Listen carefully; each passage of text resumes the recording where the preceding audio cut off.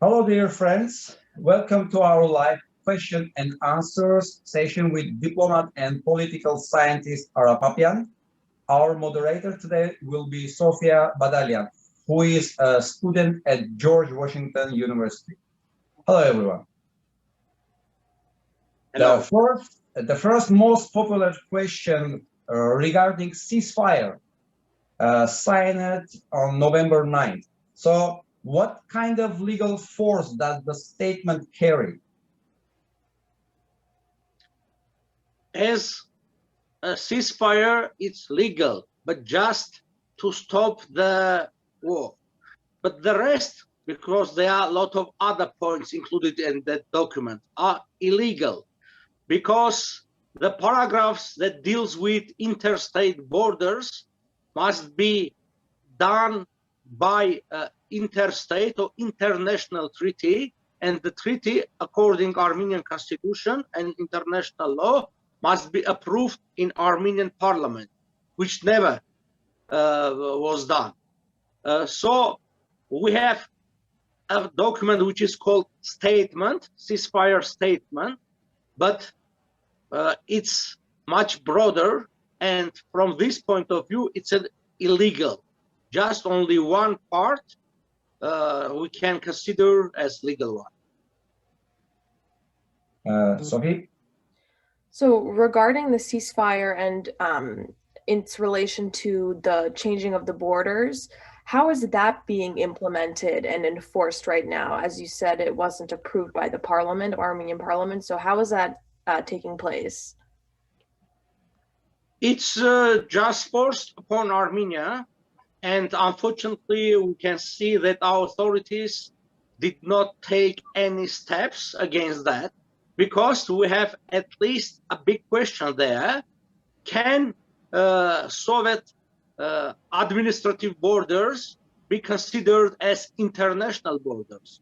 Because here we have one of the most important questions that we spoke about the question several times, about the state succession of the modern Armenian state to the First Republic, which means that we are successor to that republic, and we have to clarify before that which borders are the state borders, because the current borders that are considered by our government as interstate borders, they never have been, because Soviet Union republics, they were just administrative units within one state, but never subjects of international law. They did not possess any international personality, which is very important for that reason. We know that there are a lot of international assessment about the status of Soviet Republic. Let's say there is a law in the United States. It's called Law on Captive Nations, which clarifies that Armenia and other states were occupied, which means that the Soviet Armenia, according to international law, it was occupied territory, regardless how economically it was prosperous or not, how it was successful in culture or in many other fields. According to international law, it was occupied territory. And so the occupier, the Russia or Moscow, has no right, had no right, and has no right to define the border. So first must be defined the succession of the statehood, because we know that Azerbaijan, according to their first document, which is called let's say first in Russian, then I will translate. It's called Акт о восстановлении государственной независимости Азербайджана, an act, a document of let's say restating the independence of Azerbaijan Republic, which means they clearly declare themselves as continuity of their first republic, and never Nakhichevan and Karabakh. And when I say Karabakh, I mean much wider territory, bigger territory than Nagorno-Karabakh. They never were part of Azerbaijan, and Azerbaijan never had effective control over that territory. And possessing an effective control, it's an international law term, is very important. And this was also underlined in the League of Nations response to Azerbaijani application for becoming member of League of Nations, and this was the reason why they were rejected. So, based on the League of Nations, what were the borders recognized by the League of Nations for Armenia 100 years ago? You know that after World War I in Paris Peace Conference was held. It took from 1919 up to 1920, from January to January. And the fate and future of German Empire, Austro-Hungarian Empire, Bulgaria was decided within that year. After that, in January and in February 1920, they dealt with the issue of Ottoman Empire. And this issue had two parts. One was the border between the Republic of Armenia and Turkey. We know that it was defined by arbitral award done by Woodrow Wilson on November 22, 1920. And there was another decision by League of Nations which defined the border between Armenia and Azerbaijan and Armenia and Georgia. A special commission was put together, and it consists of the members of Council of the League of Nations, the highest body of League of Nations, British Empire, France, Italy, and Japan. And this special commission issued a special, it called proposals, suggestion and proposals, report and proposals, sorry, report and proposals on the borders of Armenia.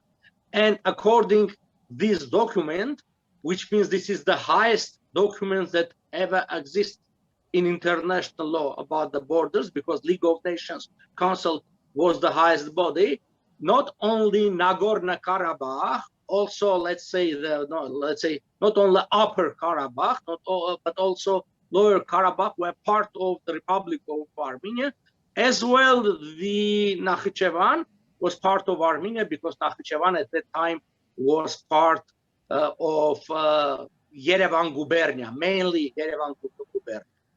So the border is much eastern than the border of the Soviet Armenia, which includes, let's say, if we recognize or accept this so-called the Republic of Artsakh, all that territory, even more in the north and northeast part, which we call historically Gardman or Lower Karabakh.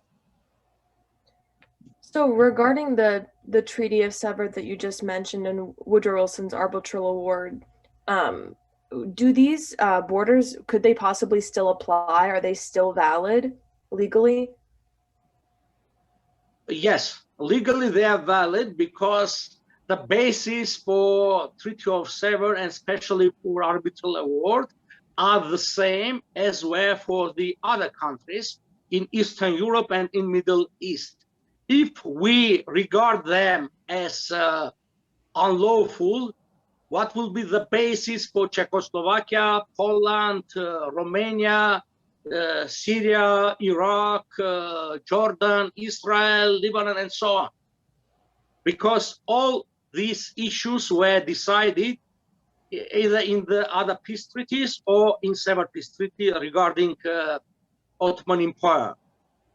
And it was done in San Remo Conference, which was held from April 23 up to April 26 in San Remo city of Italy.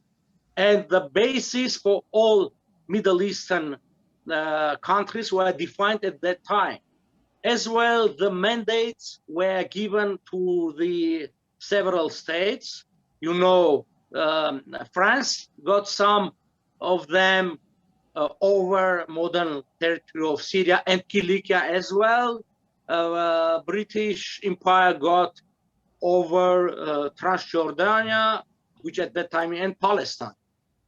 And United States got the mandate of, it was proposed, the mandate for Armenia, which unfortunately was rejected by Congress on June 1st, 1920. But regardless the voting, the status of mandate and the territories still remain as legal, because when the Senate took this issue in her agenda and discussed this means they accepted that the territory was at that time, at that moment, not part of Ottoman Empire, because according Article 22 League of Nations Charter, only on the former territories of Ottoman Empire the mandate can be given, which was given to the United States, as I told, in April, which means at least from April afterwards, Ottomans or Turks did not possess any rights to that territory.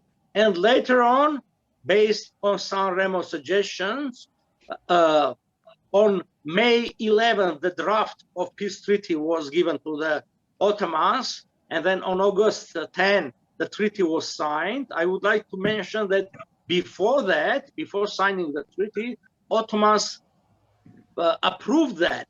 They held special meeting with 72 generals, senators, and other notables. And according to Ottoman constitution, even Sultan, just as a person, had the right alone to act on behalf of his country. But he held at that time this special meeting, and the approval was given. This is because some people are saying that Turkey never accepted Treaty of Sevres. They accepted this, and regardless of this situation, Woodrow Wilson's arbitral award was signed and sealed by the Great Seal of the United States on November 22, which means that regardless the status of Treaty of Sevres, the arbitration is in force until now. Also, I would like to remind that in 1927, a treaty that was signed on August 6, 1924, so-called the smaller Lausanne Treaty. It was a treaty between the United States and Turkey, not the other Lausanne Treaty that we call bigger Lausanne Treaty that we know generally. This is a separate one, just bilateral, to renew the diplomatic relations between Ottomans or Turkey and the United, and it was voted down by Senate in 1927, and the main reason was that the arbitration is in force, and until the arbitration will be applied or fulfilled or implemented, any other treaty cannot be ratified with Turkey. So the diplomatic relations between Turkey and United States, they exist from 1928, but they do not have any legal basis for that, because the basis was rejected by Senate. Mr. Papian, I just want to get back to the previous question. So in fact, in 1920, Armenia, either Azerbaijan, were occupied by Soviet army troops, like by Bolsheviks, right? So the two kind of republics, already not existing republics after occupation, they had territorial divisions between them, right? Some territories were took and gives to another party. So actually, what kind of documents under those treatments considering legally this process? Is there any kind of legal document under this process which is making the point to insist that those territories belong to this country or that country?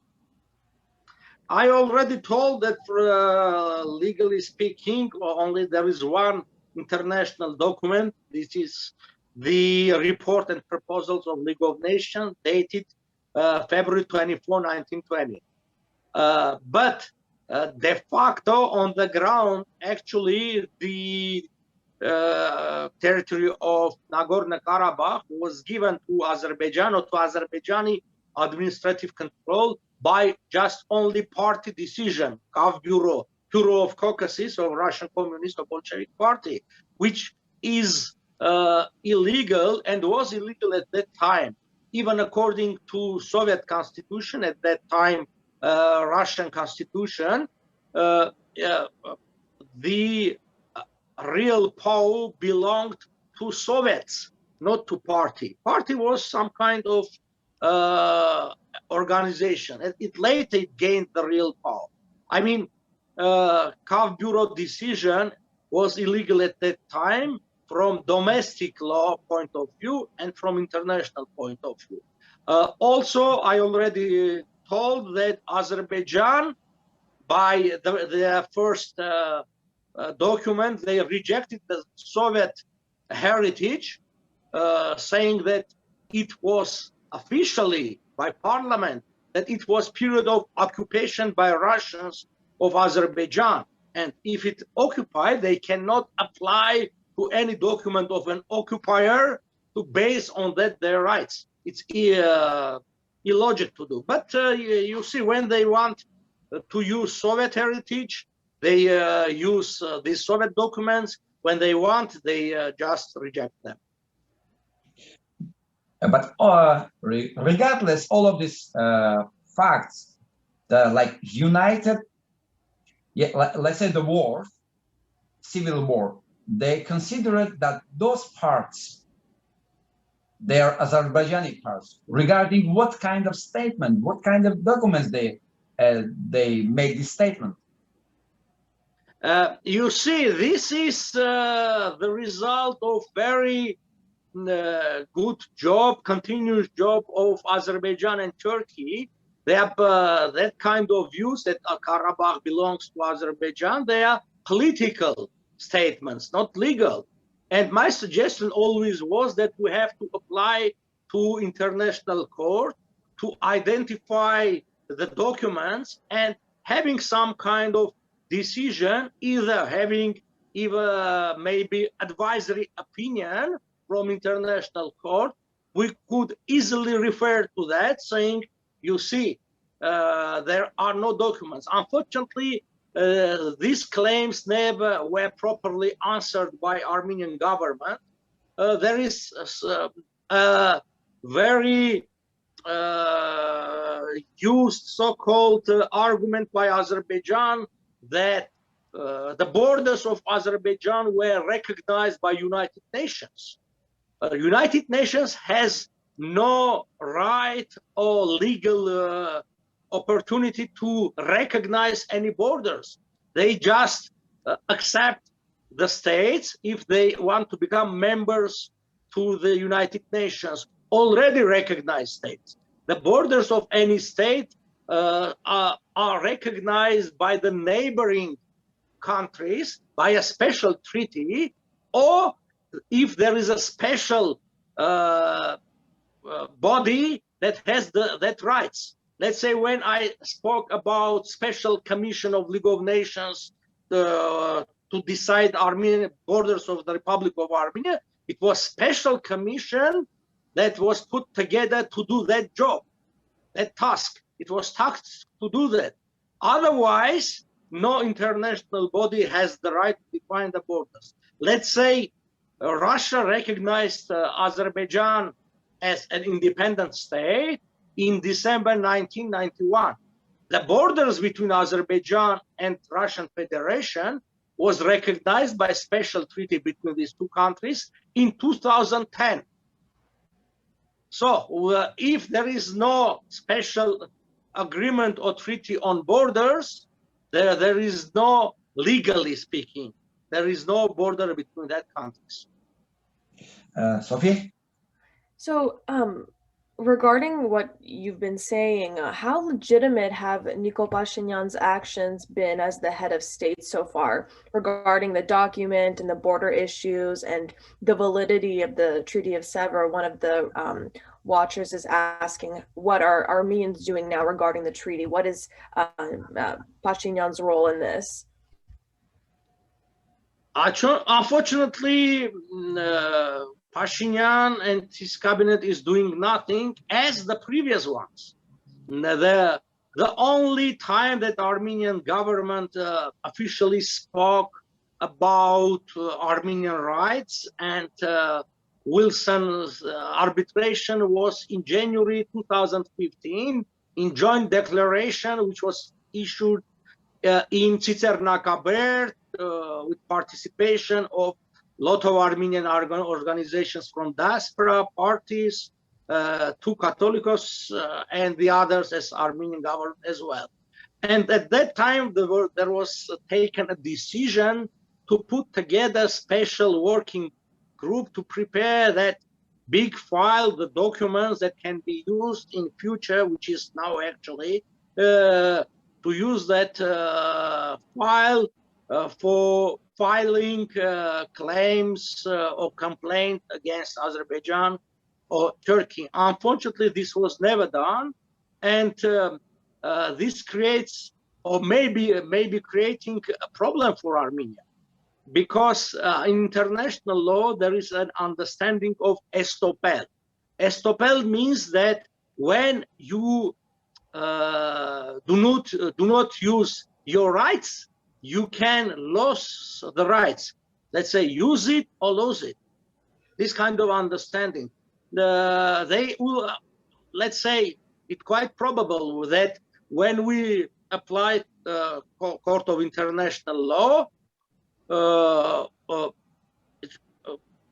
which we usually call the Court of United Nations, they will not accept maybe the application saying that Armenia was an independent state for 30 years or 40 years, and during this period never took any step. And with not taking any steps, they agreed with the situation. This is very dangerous. Everybody remembers that Aliyev always was speaking that there is an issue of Nagorno-Karabakh and it's not solved. And from time to time, he was provoking some smaller wars or military conflicts on the border between Armenia and Azerbaijan. Because of that, he wanted to show that there is no estopel on this question, because Azerbaijan, with her actions and words, didn't agree with the situation. Unfortunately, this silence from Armenian government and taking no action can be used against our rights and claims in future in the court.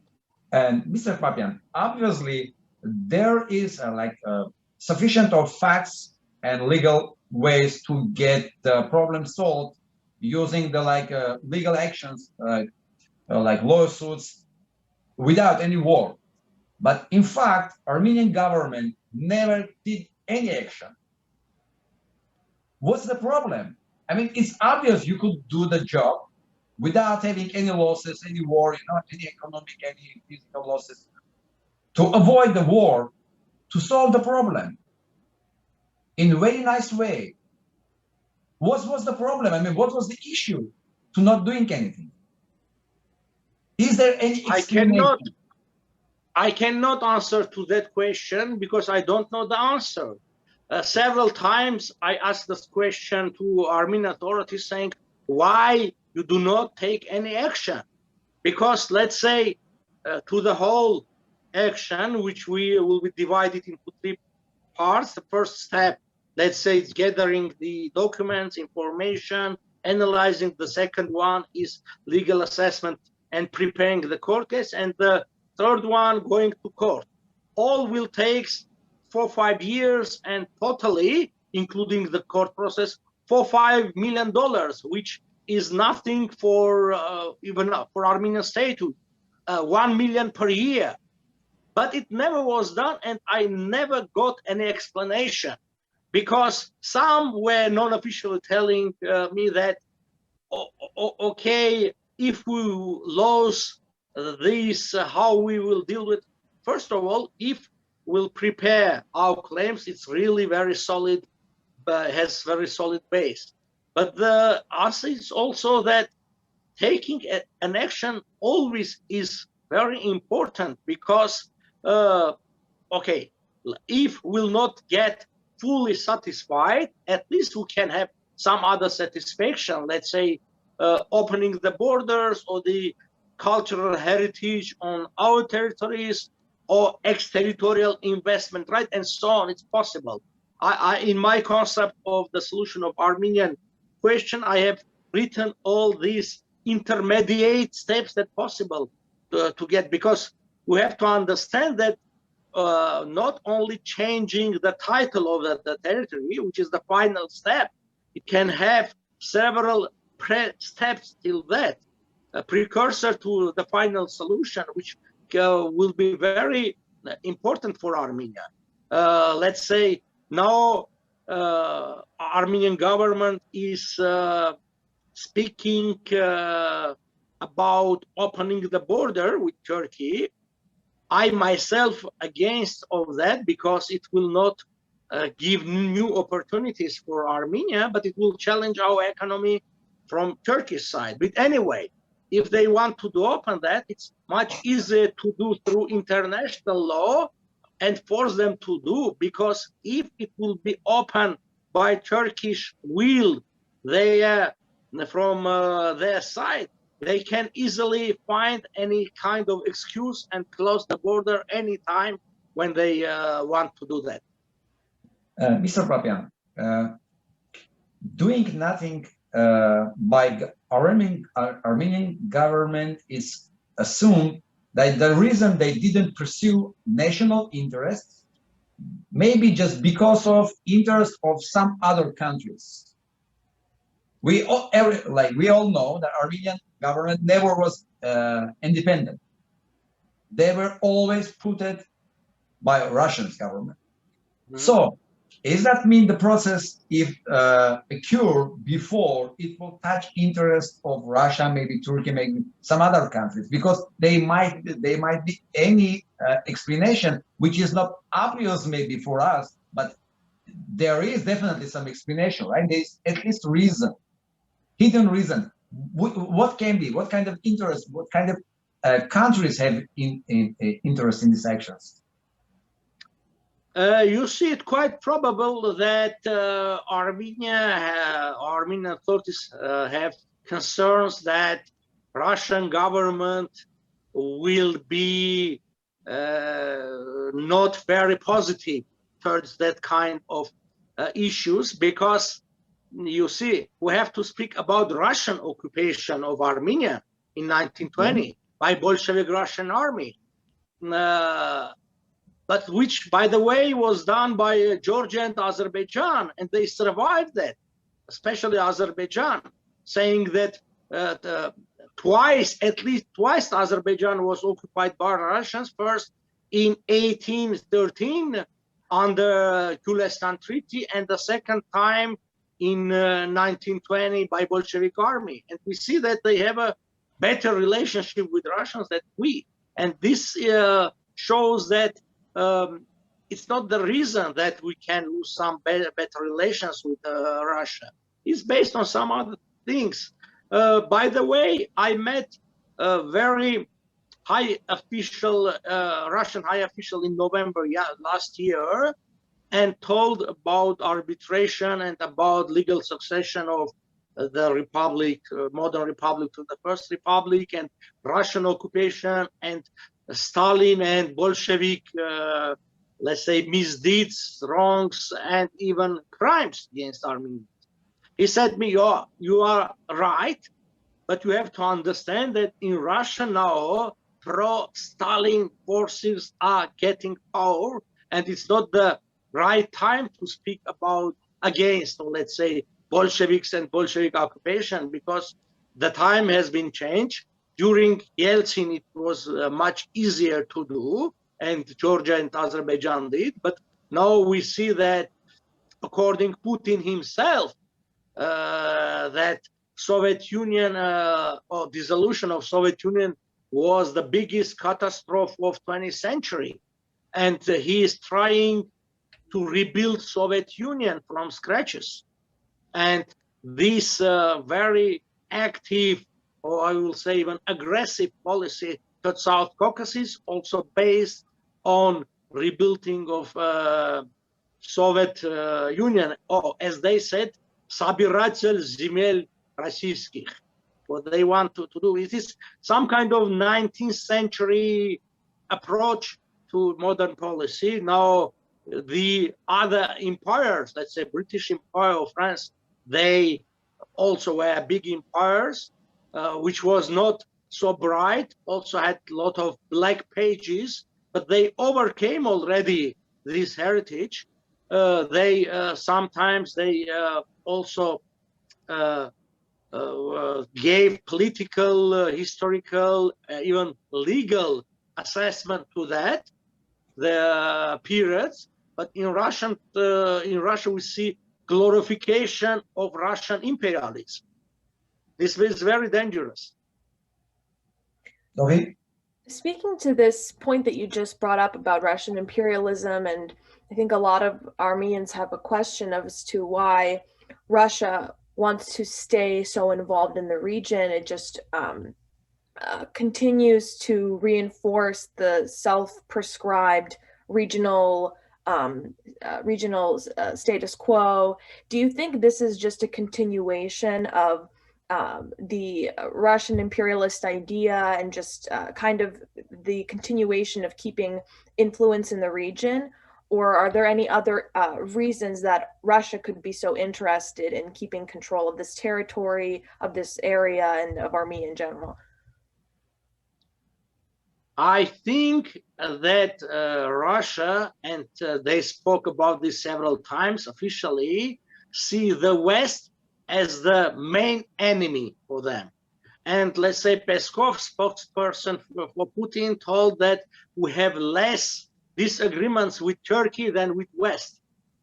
And they do understand they do not have enough economic or military power to counterbalance Western influence on Russia. And this is now that they see themselves rejected by West. Turkey as well has complications in her relationship with West, and these two countries, they are coming together and they want to create some kind of synergy, Turkish, Russian, we call it union or some kind of alliance or something that against West. And in this situation, Armenia, that usually we consider as an ally to Russia, becomes obstacle for Russia. As it was in 1920, the same situation. We can see that it repeats herself, the situation that Armenia was fighting for Russia, and Armenians were fighting for Russia, and Armenia, the First Republic, was the only country in South Caucasus which was faithful to Russians until the end, fighting in Baku, before that in Sardarabad and so on. But when the Bolshevik Revolution happened and the idea was changed that now it's the time of world revolution and it could be done through Muslim world, it shows that at that time they had to change their general policy. And Armenia, as I told, became an obstacle, and they wanted to go to and implement world revolution by Turks. The same situation we can see now, that they see Armenia as an obstacle and see Karabakh as just a small military base for them. and now they are trying to please Turks in all ways that is possible. And also we can see that Turkey bribes Russia. Just I read today an information that Turkey will buy 30% more natural gas from Russia. And also we see that Azerbaijan now exports oil not via the famous Baku-Ceyhan pipeline, but Baku-Novorossiysk, which means all this gave Russia as a state hundreds of millions of dollars profit, as well the Russian officials who are, meanwhile, the oligarchs, they are getting hundreds of millions dollars in their pocket. Because we know that Russian main article of the exports is gas and oil, and they are doing also this for Azerbaijani and having more money. Just this also, it's a simple bribe for Russians, let's say. Mr. Papian, let's put aside all vocabulary like political and diplomatic vocabulary. Let's speak honest. What was the point of this war? Was it only for these pipes? Like, is it too simple to take this point view that entire this war was just because of these pipes? Because in this war against Armenia were involved the countries as a, let's say, even like Israel, like Ukraine, like Belarus, Russia. They all sold weapons, and Turkey, Russia. I mean, all of the countries were involved in this war against small Armenia. What for? Exactly what was the point? What was the goal? I don't believe that everything's happened just because of these pipes making worth these pipes having couple millions more. I guess there was the higher goal put it. Sure, such events as wars, they are very complicated events, and they have several components that I mentioned about its pipelines. These are an auxiliary outcomes of the war, not the main one. The main one was, I think, to have a closer Russian-Turkish relationship, to gain land connection with Turkey, as was in 1920, when we read the agreements, let's say an agreement that was signed in Tiflis on August 10, 1920 between the Republic of Armenia and Russian Federation at that time. The main idea was to gain land road and land connection to Turkey. At that time, the idea was for world revolution. Now they have the same, but the idea is to have this synergy, Turkish-Russian synergy, because Russia clearly understands that she is in retreat. And for Russians, from their point of view, it's better to give South Caucasus to Turks, not, let's say, to French. As Peskov clearly said, it's better to give the South Caucasus to Turkey, otherwise Americans or French will come. They are speaking clearly. It's in their interest. But from our point of view, Armenian point of view, we do not want to be under Turkish control. This is the case. When some people say that you speak about Russians, no, we do not speak about Russians. We speak about the situation that exists, and Russia is selling out our interests and our country and our people. And Russia will give up South Caucasus, will be in 3 years, 5 years, 10 years, but they do not have enough power to keep that region. But they want to gain other interests. Let's say it's very dangerous for us also, the situation, because we have to look wider, the situation in Crimea or in Syria or in Libya, because Russian-Turkish relationship, it's some kind of love and hate relations. That let's say to gain more control in Syria or less confrontation with Turkey in Crimea, Russia can easily agree with Turkey to give Armenia for them for 3 years, as usually they will be late for days. Sorry, they will be late for 3 or 5 days, and Turks will complete their dream destroying Armenia.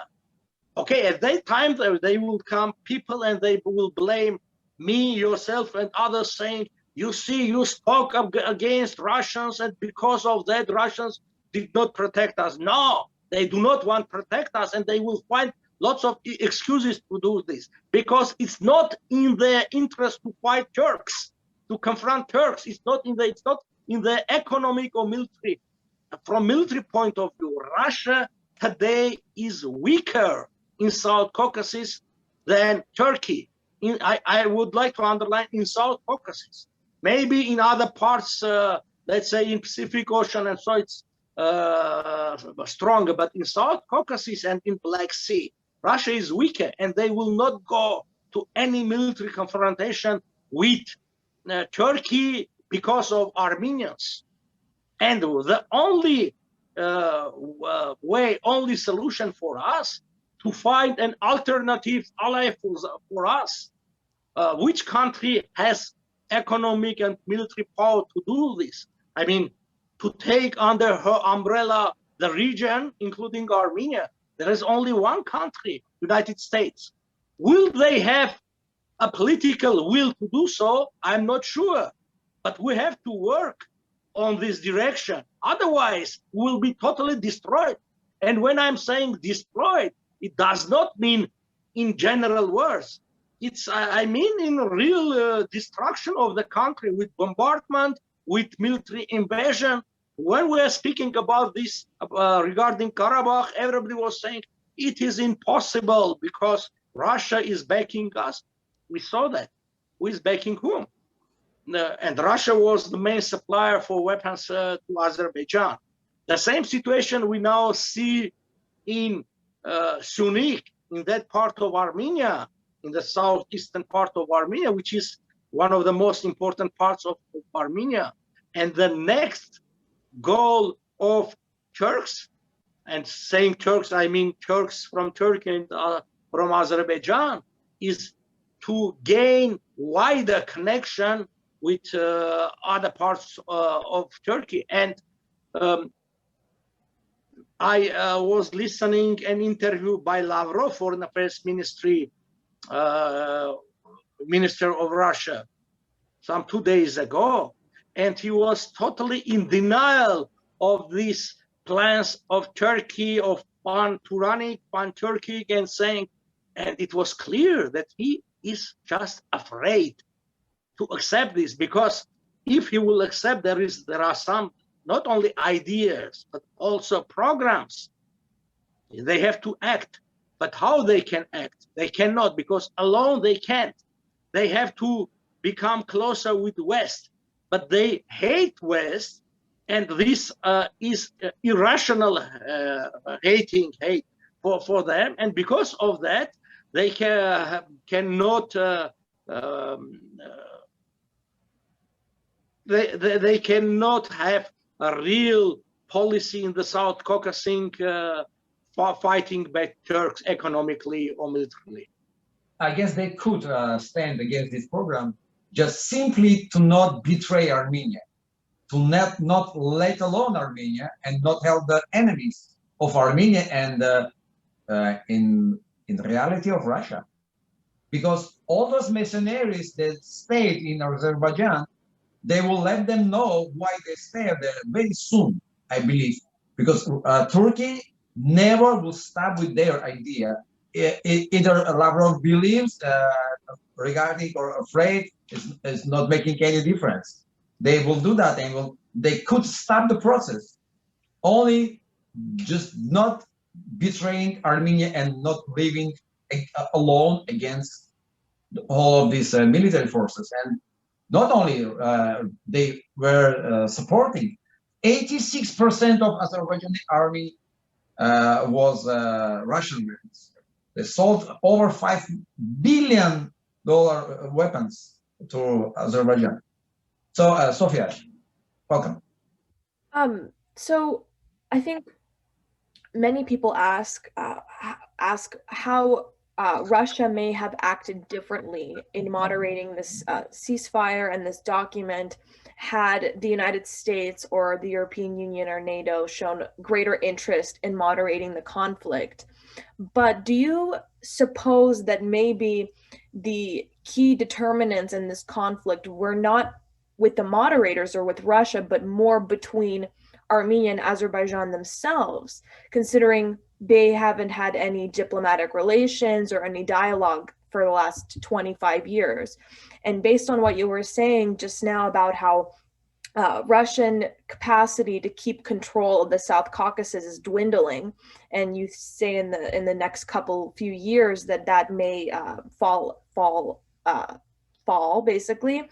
Do you think that Armenia and Azerbaijan, if they restore relations and somehow find a way to broker this situation and fix this conflict without Russian intervention at all, do you think that could be a way to remove them from the region and kind of take back control of the situation?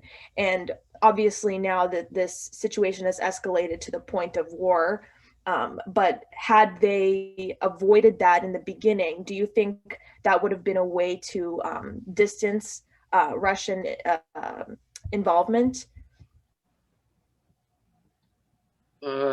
First of all, I do not think that it was and it is possible directly to negotiate with Azerbaijan, because their demands are so illogical and are so high, even now after the war. They speak about liberation of Gökçe, Zangezur, and Yerevan, and on the highest level, the president is speaking about this and several times. Also, Azerbaijan never was alone. Turkey was at least behind Azerbaijan always, especially these last 10 years, supplying with modern ammunition, with these famous drones and so on. We know that the whole war, the operations were overseen by Turkish commanders, generals, not Azeris. And Turkish intelligence services were used for that.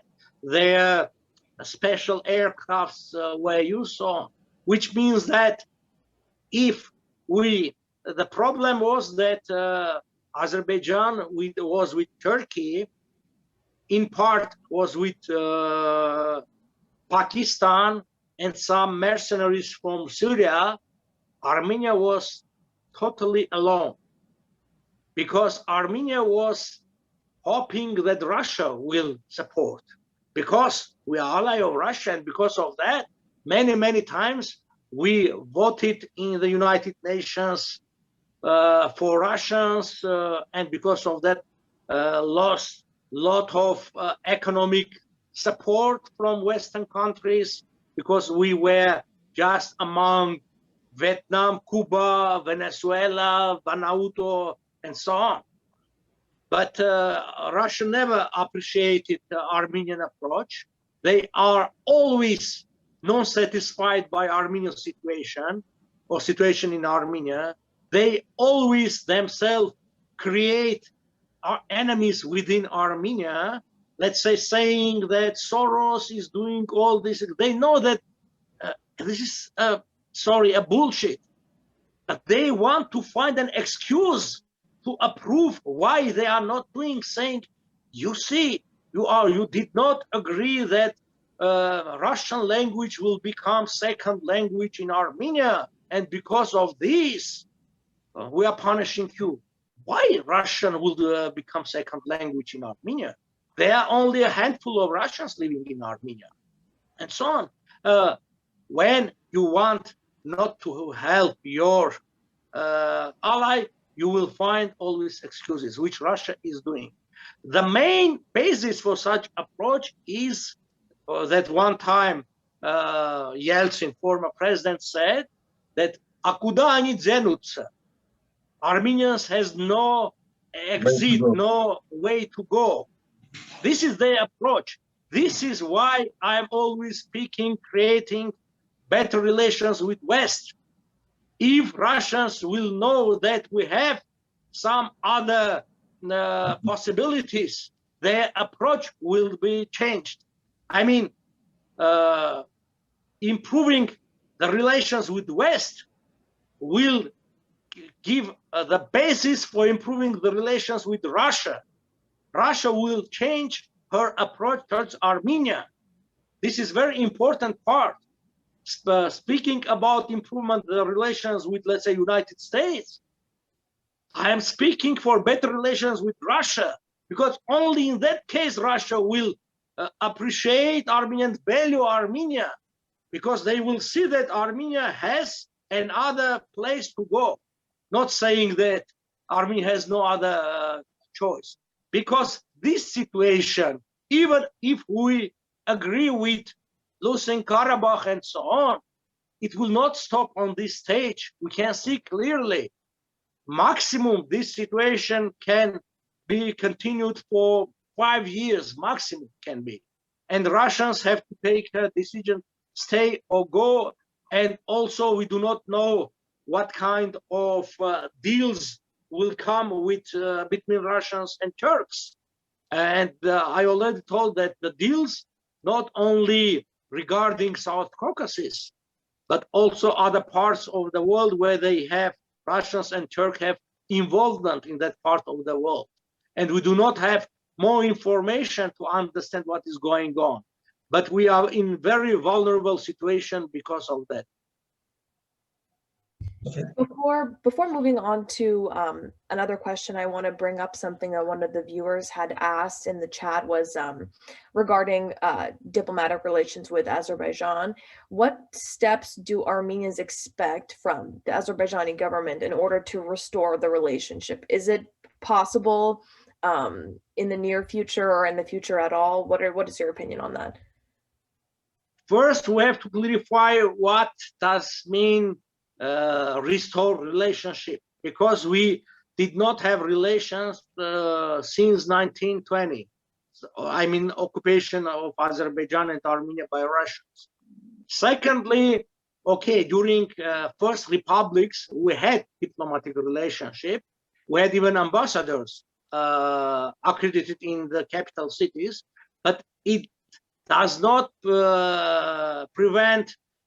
did not prevent the war between Armenia and Azerbaijan. Is some kind of misunderstanding, misinterpretation of the situation, that if countries will recognize each other, the mutual recognition will avoid the war. No, we have seen that Turkey invaded Syria and they have diplomatic relations. Iraq invaded Kuwait and occupied Kuwait. It's just a fact that country was recognized by another country. It does not mean that it will stop an occupier to go ahead. The main, let's say, basis for the peace is to have strong economy, strong country, and strong war. But until we are under Russian control, we will not have any effective economy in Armenia, because the high corruption that exists in Russia, and Armenia is a province of Russia, and usually in the provinces we can see that it's aggravated and the corruption is very high. One of the reasons that we lost the war in Karabakh, it was the corruption in Artsakh. And when we were speaking about the corruption, about misuse of their positions of authorities, Armenian diaspora and many in Armenia were saying, no, you can say only positive things about Artsakh. And because of that approach, we lost the war. Because diaspora usually speaks about the donations that diaspora was giving to Artsakh, and we are thankful for that. it was around $10–12 million per year. But nobody speaks about Armenia and the citizens of the Republic of Armenia that was giving directly 100 million, at least $100 million directly as to the government, and other 400 million to Karabakh army. Armenia was giving $500 million each year to Nagorno-Karabakh. And they wanted to keep so-called independence of Artsakh because it gave them just to steal the money, to pocket the money and no control. Receiving the money without control. And among that, if they were stealing money of that 500 million, what is 10 million of diaspora not to be stolen? Yeah. Mr. Papian, as we see, the story is repeating. I mean, there is nothing new. It's happened before. It's going to be happen in future if we will not change our behavior. How could Armenian government rely on Russia, seeing always the same way of treatment, same behavior? How they could rely on that? You see, the problem is that if you want to keep the power in Armenia or become the government of Armenia, you need Russian support. Russia is very strong in Armenia with her agent, people of influence, Russian TVs, and the first language for many Armenians until now in Armenia is Russian. And all Armenians watch Russian TVs, let's say, which is forbidden in many European countries because it's clear-cut propaganda, and they are under that propaganda. And in this situation, the only way to keep the power, let's say Nikol Pashinyan, if he wants to keep the power, he needs to create, let's say, better relations with Russia, which is to implement what they will ask. Let's take an example. You remember that Nikol Pashinyan spoke about 60 million of misused money in South Caucasian railroads, Южно-Кавказской железной дороги. And then Lavrov spoke against that and told, never dare to speak about this, it will stop. I mean, how we can fight the corruption in Armenia, where all main fields of Armenian economy, energy, gas, railroads, and many other parts, nuclear power station, are given to Russia or as property or them as a concession. This is the problem. The people very often tell us, I mean National Democratic Pole of Armenia, Azgan Ժողովրդավարական Բևեր, okay, speak more pro-Russian, be more pro-Russian to have more votes. They are right. If you aim, your goal is just to have votes and become a member of parliament. But it's not our aim. We want to improve the situation. We don't are running after the chair in parliament. And this is the case. Everybody knows that Russia controls the inner situation in the country. And this is that we are in a position when we speak frankly, clearly, which happened in Armenia, we can see that Russian propaganda always is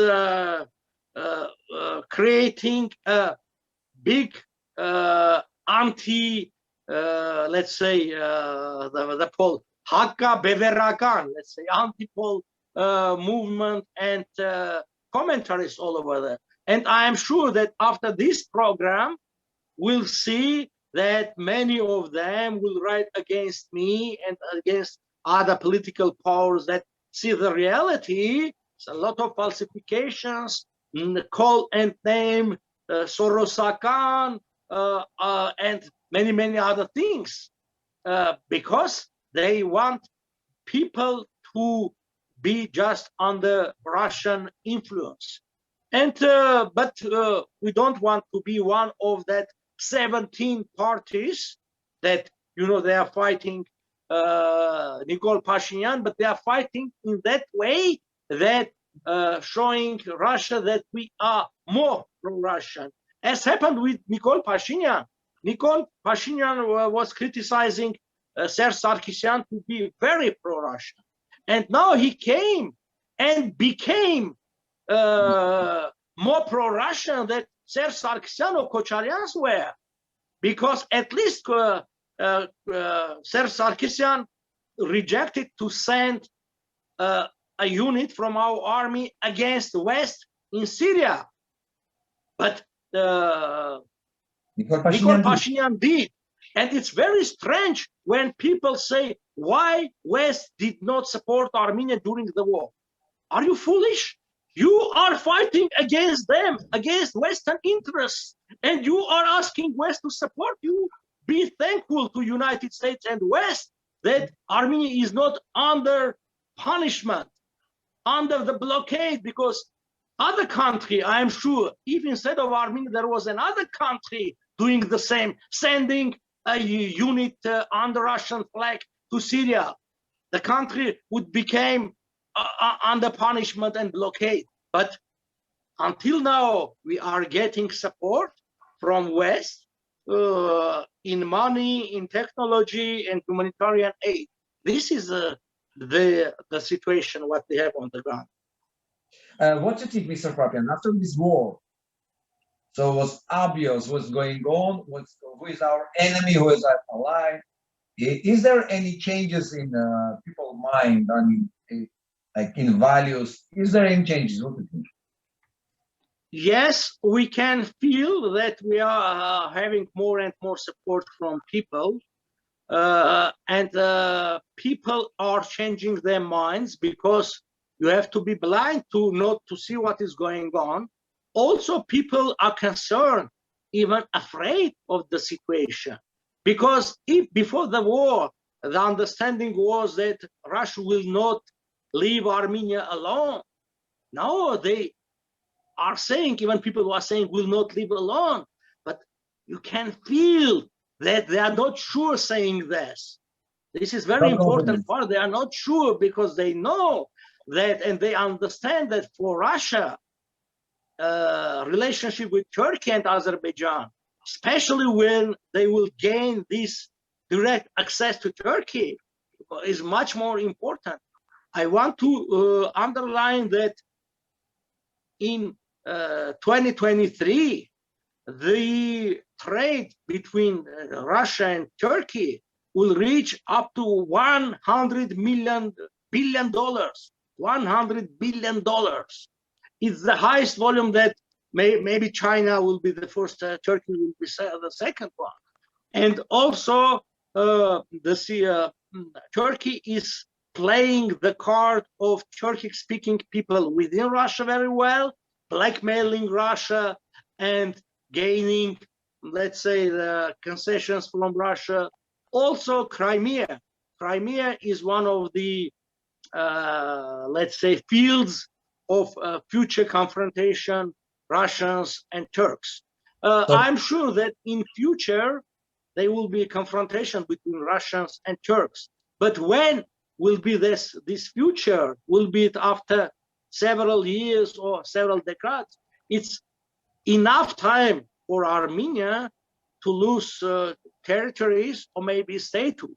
This is that we have to act very quickly. We have to apply, and diaspora can be the part or forerunner of this situation with the Western countries, explaining the danger that Armenia is currently.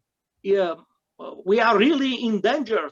If we compare the situation in Armenia or around Armenia, maybe this is the most endangered country currently in the world, because even the other countries who are fighting each other, the level of hate is not so high. let's say Arabs and Israelis, they live together. There are more than 1 million Arabs in Israel living there. Arabs coming and going to Israel for work. Israelis, they go to many Arab countries, Egypt, and also some countries of Persian Gulf and so on. We they have this confrontation there in many other parts, but people more or less live together. We have seen that when 1, 2, or 5 civilians remained in Armenian villages in Nagorno-Karabakh, they were tortured and killed. Even they were not part of any army. Even we know that civilians were taken into prison after signing that infamous ceasefire. Even not citizens of Armenia. We know that 2 citizens of Lebanon, and now they are Azeris are saying that they were mercenaries fighting Azerbaijan in Nagorno-Karabakh. Even everyone knows that they were civilians living there. They escaped the situation in Lebanon. Unfortunately, met another worse situation in Nagorno-Karabakh. Mr. Papian, I just remember on the beginning of the war, when European countries, they start to blame Turkey being involved in the war. Do you remember in Vienna what's happened? Some guy took a gun and killed many people on the streets in Austria. Mm-hmm.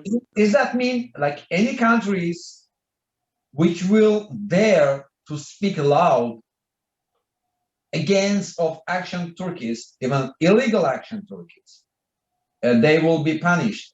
That's why maybe Russia feels himself like as a hostage. Yes, the countries are blackmailed by Turkey several times, especially Russia. Advisor to President of Turkey several times told that there are over 20 million Turkish people living in Russia, and they can destroy the country from within. The same, let's say, with Europe. Erdogan was blackmailing European countries, especially Germany, France, that you will have problems. In reality, they had that problems, as you mentioned already. And now there are some linkage of information from military intelligence and head of military intelligence of Turkey spoke about that many political activists in Europe were killed by the order of state of Turkey. They were, let's say, of Kurdish origin, of local origin, and so on. This really creates a hard situation for the countries. And you know, the European civilization now is non-confrontational. The understanding is if we will be nice, warm, soft, nice to others, others also will be will have the same approach to us. It's not a realistic vision. What is going on in Europe now?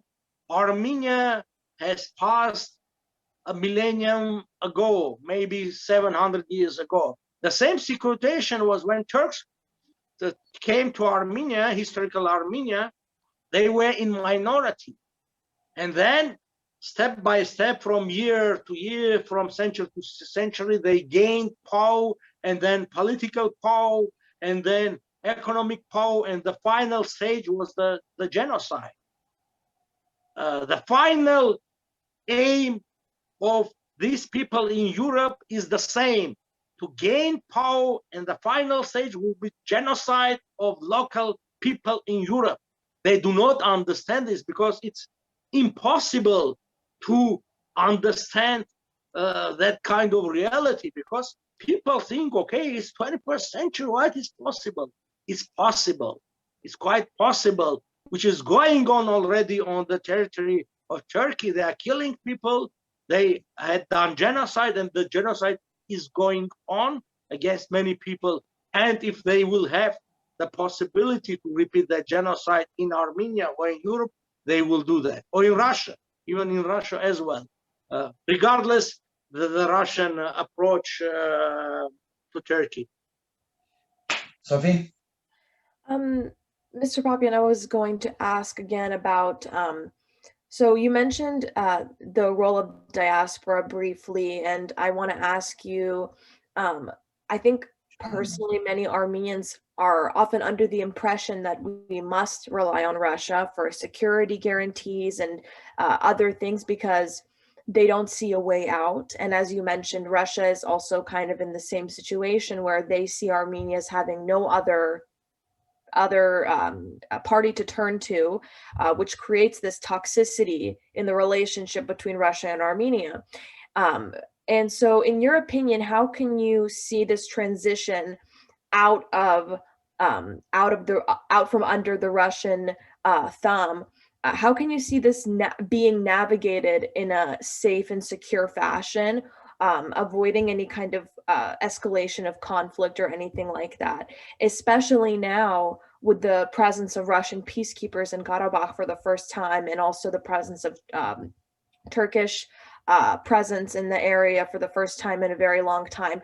That has definitely changed the dynamic in the area. So can you speak to the role of the peacekeepers in the area? How can we disentangle ourselves from Russian influence, and what is the role of the diaspora moving forward if we want to align ourselves with the West and with the United States?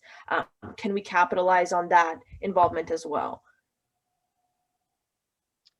You are right that there are many in diaspora that are very, very pro-Russian, and they are speaking about keeping this Russian influence over Armenia. And this, usually I tell them that come to live in Armenia under that circumstances, because you are endangering with your steps and speeches our lives that we live in Armenia.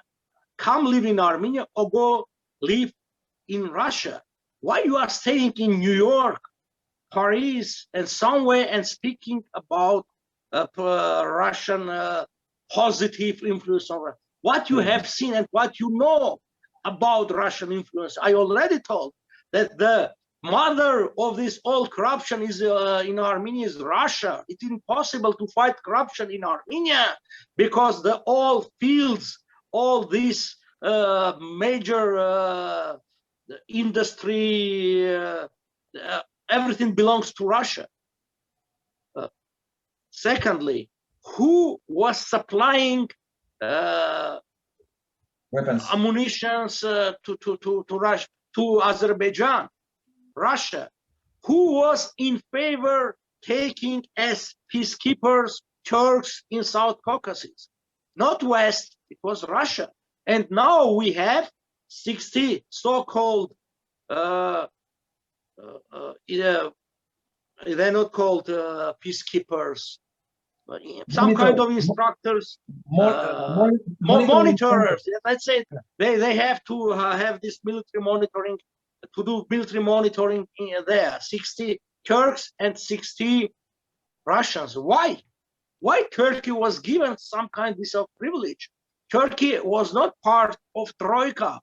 It was Russia, France, and the United States.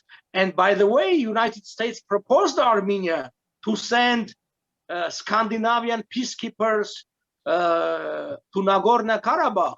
Why Armenia rejected this proposal? Some people say it was just a proposal. How do you know? They proposed, gave your consent to that, and then we'll see, was it just a word or they would implement their promise. The same with France. France at least twice proposed Armenia ammunitions and new let's say, fifth generation weapons. Why Nikol Pashinyan refused them to that?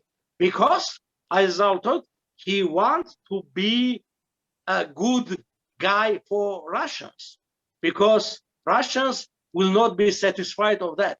And because of this, not having these modern weapons, we gave thousands and thousands more victims in Nagorno-Karabakh. What we have to do, first of all, in Karabakh conflict, we have to do everything to restore the troika of Minsk group. I mean, United States, France, and Russia, all three countries must be involved in the solution of Nagorno-Karabakh, which means we have to underline that Nagorno-Karabakh conflict is going on. It wasn't solved by a war, because war was violation of the first principle that always was discussed during these almost 30 years of negotiations, not using the force. The second one was self-determination of people, and just the third one was the so-called integrity of the borders. And what we have now, only Azeris gained of this situation. And this is why, at least in the first stage, involvement of United States and France. The second one, direct negotiations with the United States to become non-NATO, it's called major non-NATO ally to United States. There is a special law in the United States. Many countries have this status. Let's say South Korea, Israel, Australia, New Zealand, and so on. Why we can't? We have at least to negotiate this, to try to have it. And if Russia will betray Armenia, they will betray in any way. This is the case. We do not have other choice. We have to find other countries, maybe alongside with Russia, to secure our safety of the country, of the people in Armenia, because the economy, and also we need more investment. Can Russia have this investment in Armenia in near future? I have big doubts. Not because Russia herself is in their situation. They do not have real money to do this, and Putin spoke about food, how it called, food stamps for people in Russia. It shows that Russia even cannot feed for people. The biggest country in the world that before Russian Revolution was exporting wheat, grain, and everything, meat, now they cannot even feed themselves. And now they have to have these food stamps and so on of all the people. And you or others believe that Russia will give Armenia more than to her oblasts or gubernia or to republics within Russia. No, we do not have border with Russia.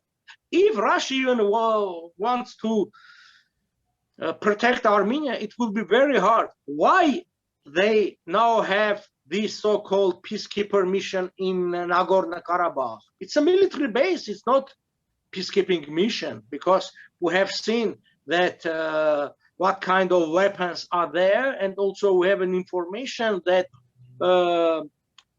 around 20,000 people can be deployed within that territory. I mean, the housing is for 20,000 people. Even now, there are almost 2,000 peacekeepers there. This shows that Russia is preparing a new military base. Why? Because supplying the base in Gyumri is almost impossible now, because Georgia has closed the border. But the military base in north part of Karabakh is very close to the Russian Federation, and the railroad comes up to Barda. Barda is a town near Nagorno-Karabakh, and from there they will build the railway to Stepanakert and to other parts, which means they can supply their military base by the railroad, which is very important. And also they do not see Turkey as a threat for themselves, but it's a threat for us. This is the problem. They will not fight Turks for Armenians. Wow, can you imagine what is $100 million trade? What is billion and billion dollars per year going into pockets of Putin and people around him? Do you really believe that they will sacrifice all this for poor Armenians? They will not do this. Maybe we'll ask, and will Americans do this? I'm not sure.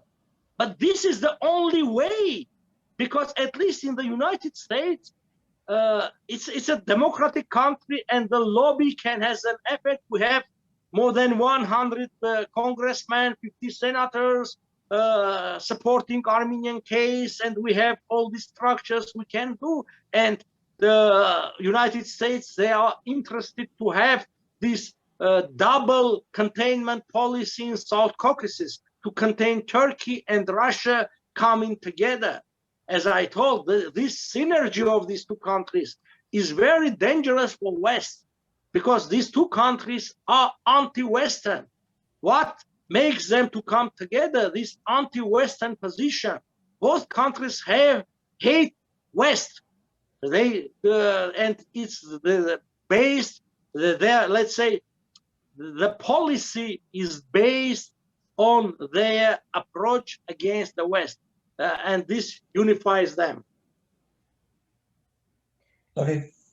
Yes, you mentioned also, you spoke to the importance of investments in Armenia and the economic situation in Russia declining. Do you think that could be one of the factors that can bring us closer to America and the West, is the increased maybe investment of members of the diaspora that live in the United States, maybe repatriating, returning to Armenia, or at least investing money in Armenia and kind of increasing that presence, the Western presence in the region. Can you speak a little bit more to the importance of, and how can we align with the United States and the West? Is there a way for us to kind of broker that relationship? What can we do? We have to realize that Armenia needs much more money, that diaspora has that capacity. We have seen that during the war, diaspora was doing her best, and $100 million were collected, because it was totally 170 million. 70 million was given by Armenia. I mean, the capacity of diaspora is 100 million, not more. And it cannot be done each year, because diaspora has to satisfy her existence, has her expenses there, keeping schools, lot of organization, and so on. And we know that they are the same pockets. The money is not on the trees. And the economic situation now, it's also because of COVID, is not in a good condition. This shows that only a country, a state, can help.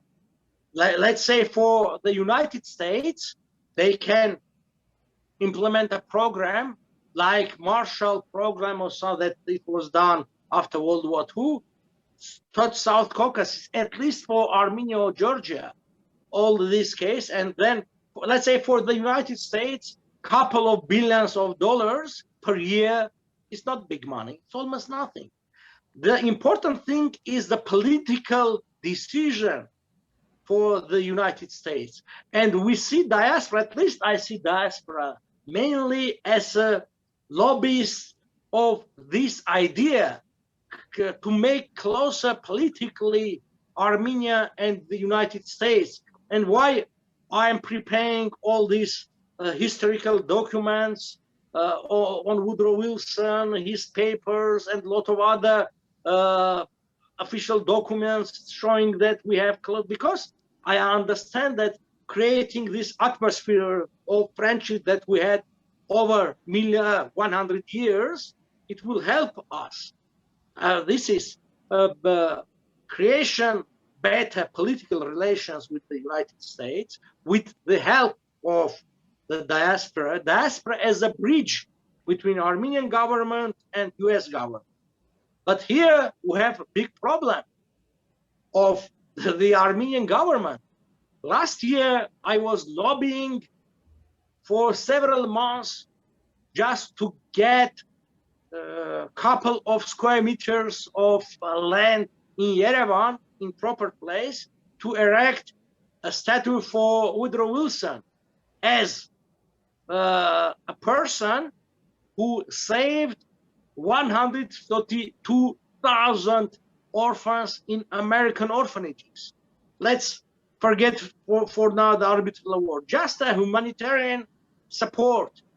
Over $1 billion at that time was given to Armenia. I mean to Armenians, not only to state, but to Armenians, which means it over $22 billion in today's rate.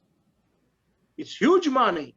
And it was the biggest ever support that United States did at that time. I mean, after World War I.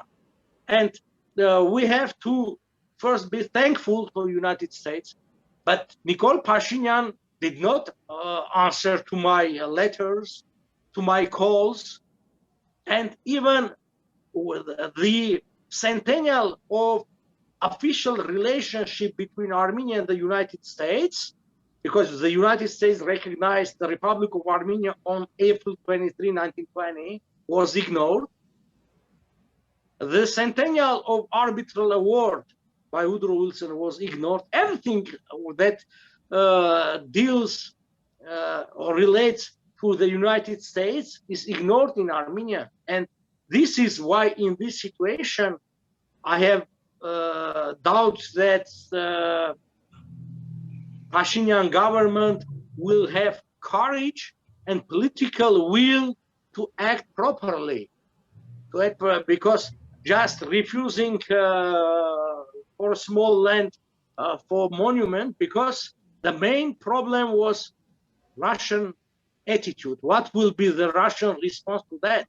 We all remember with this Nezhde statue that each time they're blaming Armenia and Nezhde that being pro-Nazi and so on, when everybody knows that Nezhde never was pro-Nazi in terms, he never fought against Soviet army. And even in official documents, the conviction is not, there is no mention of cooperation or collaboration with Nazis or fascists. He was reminded that he was fighting Bolsheviks in 1920, in May 1920 up to July 1921. Papian, I think Armenia needs mostly political investment, not money, because even the billions will flow to the Armenia, billions. It will be just pocketed by someone. It will be not any changes there. If there is no political investment in Armenia, if the political system will stay the same, there will be nothing changed. But if the political system will change, become more civil, not for me. There is two political systems. This is Russian political system and Western type. Russian corrupt political system and the Western more democratic system. If Armenia will become more democratic system, political wise, there will be a lot of changes. And even a couple millions, they will make sense. But if we'll stay the same corrupt system and the billions will flow to Armenia, there will be no any changes. This is my belief. Sophie? Yeah, based on what you just mentioned about the political process and the importance of shifting our government processes to distance from Russian corruption and the Russian way of going about things in our politics. And so how can we build an Armenian government that puts the Armenian national interest above everything else, above Russian interest, above Russian economic interest, political interest, and their needs above ours? How can we push for a government that will put our needs first? I totally agree with Vardhan that everything is based on political situation, political investment. How it can be changed? Support the parties and forces in Armenia that are eager to create a national independent statehood. This is because without solving this basic step, the rest it's meaningless. Yeah, it can have some short term effect and so on, but in the long term, see, Nagorno-Karabakh, we were speaking of recognition of Karabakh as part of Armenia based on League of Nations, this and so on, and because of that, Armenia, it would be possible to blame Armenia as an aggressor. They didn't listen us, and so we lost Karabakh, at least for this time, and with hundreds and hundreds billions of dollars investment there. This is, I was asking Diaspora for tens of $1,000s to keep alive my TV in Yerevan that was broadcasting in Talishi language, in local languages of local people, or autochthon people in Azerbaijan, also in some languages in Turkey. I was refused. That all money went to Karabakh to build churches and so on, maybe some schools. My understanding was it's better to make weaker from within Azerbaijan, to destroy that country, because it's a permanent danger for Armenia. Okay, I was ignored. The money went because, you know, the approach of diaspora, հայրենի իշխանությունները պետք է լագսեն. Okay, պետք է լագսեն. The money went there because, and especially to Karabakh, as I told already, because in Karabakh, it was much easier to steal the money because it was totally out of control. And so what we see, the money, what is the result of the money which was invested in Karabakh? Where are the schools? Where are the hospitals? Where are the roads there? This is the case. First, the political issues must be solved in Armenia, in Turkey, and in Azerbaijan. And rest comes over that. Without that, it's meaningless to do anything, because for a short time, it will give a positive effect.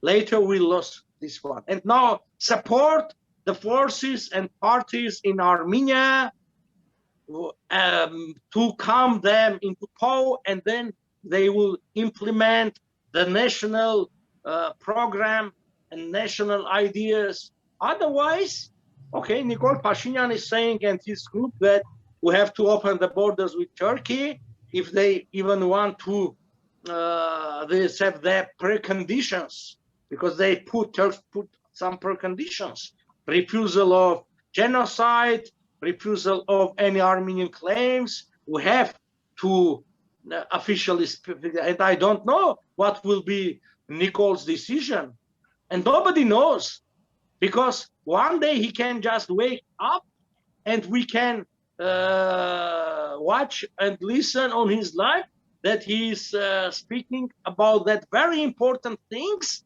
as he used to do, without any consultation with any party, any group, including his party or his faction in parliament. Sophie? Thank you. I think so. I also want to ask you, moving on a little bit, to the role of the European Court of Human Rights in this case and in these disputed territories questions.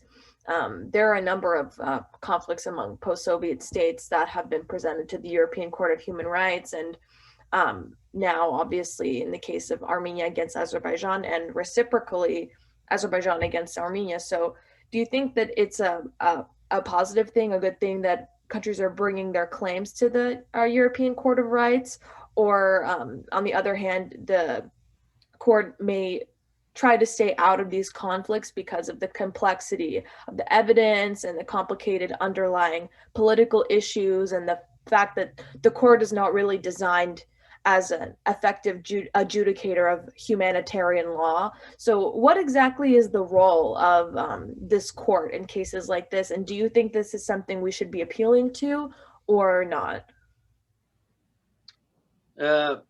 Azerbaijan complained to European Court of Human Rights of Armenian violation of humanitarian law, as well Armenia did. But this nothing has to do with territories. This is just humanitarian law. I mean, it's loss of properties, loss of life, obstacles for their investment, and so on. This is international private law. I mean, it deals with people, with person, and not the territory. And for territory, we have to go International Court of Justice, which is part of United Nations, and there to discuss the issue of validity, let's say, arbitral award, League of Nations decisions, and many other things. The borders, let's say, one of the questions can be, are the borders of Union republics, or where they considered as international borders, yes or not? Or can Soviet Republic Union consider as subject of international law? These are very fundamental questions, and after that, our claims can be based on it. If not, I mean, if they are not subjects of international law, the borders cannot, and so on. But this will take at least, I want to underline, at least several years. It's not so easy to do. And we can see that for now, we did not receive, and I'm sure will not receive, any support from government, any support for government to do this. This is done, and is done by a group of people, by their support. One of these highest ranking, we are Armenian, and so on. But you see, it's almost the same situation when Fidai groups are fighting 21st century army with Bayraktars, because their capacity and possibilities are much wider, and let's say we have problems to buy the documents that we need. Let's say just only to buy the collection of the documents that are available now. They are available, they are published. We need at least $50,000.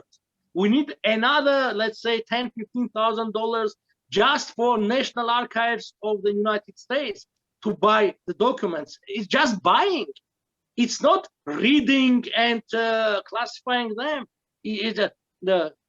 Let's say in one DVD, it's almost 1,000 pages of documents. You have to read all these documents to understand, to see which one can be used and in which way. This is very hard job. I proposed to Kocharian in 2003 all these things, and my goal was to prepare for 2015 I did not receive any support. And at that time, I was considering that within 12 years, it is possible to do. As I mentioned already, that in Tsitsernakabert in January 2015, there was all nations, Hamazgayin, the declaration that we have to prepare all these files, these Takhtatsarar. What are the results? Nothing was done. Nothing was done until now. And from 2015 now, 21, 6 years, within 6 days, nothing was done. As long as we are here, just I want to remind the people who can watch us now live and later on. So we start the process lawsuit on the Hague International Court to finalize the program which Papian mentioned. So we need financial support. As Papian says, there's a lot of expenses which can handle like state. It's very difficult for us to do that, but we have no choice. If we will not do that, state will not do that. We will lose whatever we have, whatever is remain. So please support the program. We are Armenia and the Papian project to save the country. Sophia. Yes, thank you. I think again on the international law topic, I think Russia deals with international law in a very selective way. I think Russian law or Russian constitutional provisions are allow Russian law to be placed above international law. How do you think this plays out in a conflict like this? Russia is becoming more and more isolated and anti-Western. Just last week, Lavrov, Minister of Foreign Affairs, spoke about limitation of all kinds of contacts and relationship with European Union, which means that another iron curtain, we maybe sooner would close Russia. But the problem for us, Armenia is part of the so-called Euro-Asian Economic Union. This organization headed by Russia, which means that we one more time will remain on the other side of this iron curtain with the very, very negative consequences for us, because there will be no investments in Armenia, no real market in Armenia, because Russian market also becoming poor and poor. This will give Armenia, let's say in this way, pro-Russian policy of Armenia will give Armenia just to survive losing step-by-step territories, sovereignty, and so on. But at the end will total destruction of the country. Our approach is fundamental change of policy. Is it risky? Yes. But it's the only way. It's almost the same when you have a close relative that you know if you will not do anything, he or she will die, because the process going there. And you have a risky operation. But the only way that that person will be saved, or the possibility will be that will be saved on going to the surgery. It's up to you to decide. My understanding is it's better to try now. Otherwise, within, I don't know, 10, 15 years, the population of Armenia will be less than 2 million people, and half of that will be retired people, and the country has no real possibilities for development, because without investment and without a new markets for Armenia, and most of all, without safety, Armenia cannot survive. Mr. Papian, you many times emphasized Russian West. What is exactly the reason of this confrontation? Which is the major difference between these, say, parties? It's irrational approach of Russians. They consider themselves, as they say, a separate, different civilization, Russian civilization, and they see themselves as the second pole of the world, as it was during Soviet time, was West and Soviet Union. But Soviet Union at that time was the second economy in the world after United States, even ahead of Europe. It was around 15%. Some 14% was Europe and some 23% United States. Now, United States, again, they are 1/4, 20% or even 26% of world economy. The same European Union, which means they together more than half, and Russia just 1.4%. 1.4%. Without oil and gas, Russian economy is smaller than economy of Portugal, economy of the poorest country in the European Union. I mean, Russian economy is smaller without gas and oil. And you know that new technologies, they are changing approach to these fuels and use of gas and oil. And in Europe, first of all, we see that new technologies will make people to use less. And secondly, Russian gas and oil always will be higher. The self-cost of this is higher than Arabo-Iranian, just because it's in the Siberia, on the cold kind of weather and hard conditions, and so on. It's an irrational approach because they see West as a danger, but in reality, the main danger for Russia comes from two directions. From south is the Turkey and Turkish people and Turkish countries, and from east, China. And thanks to West, Russia until now keeps the integrity of the territory, because West does not want to give to China, Siberia, and the resources that are there. And this is why West supporting Russia against China, because West understands if China will gain control over that huge resources, and because in the world, all resources already are being used, just Siberia remains the main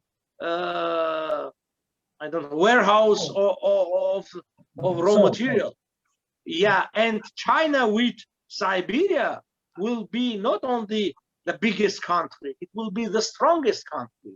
And this is why until now, West is keeping integrity of Russia. They want in a way to control. And here we have another danger for us.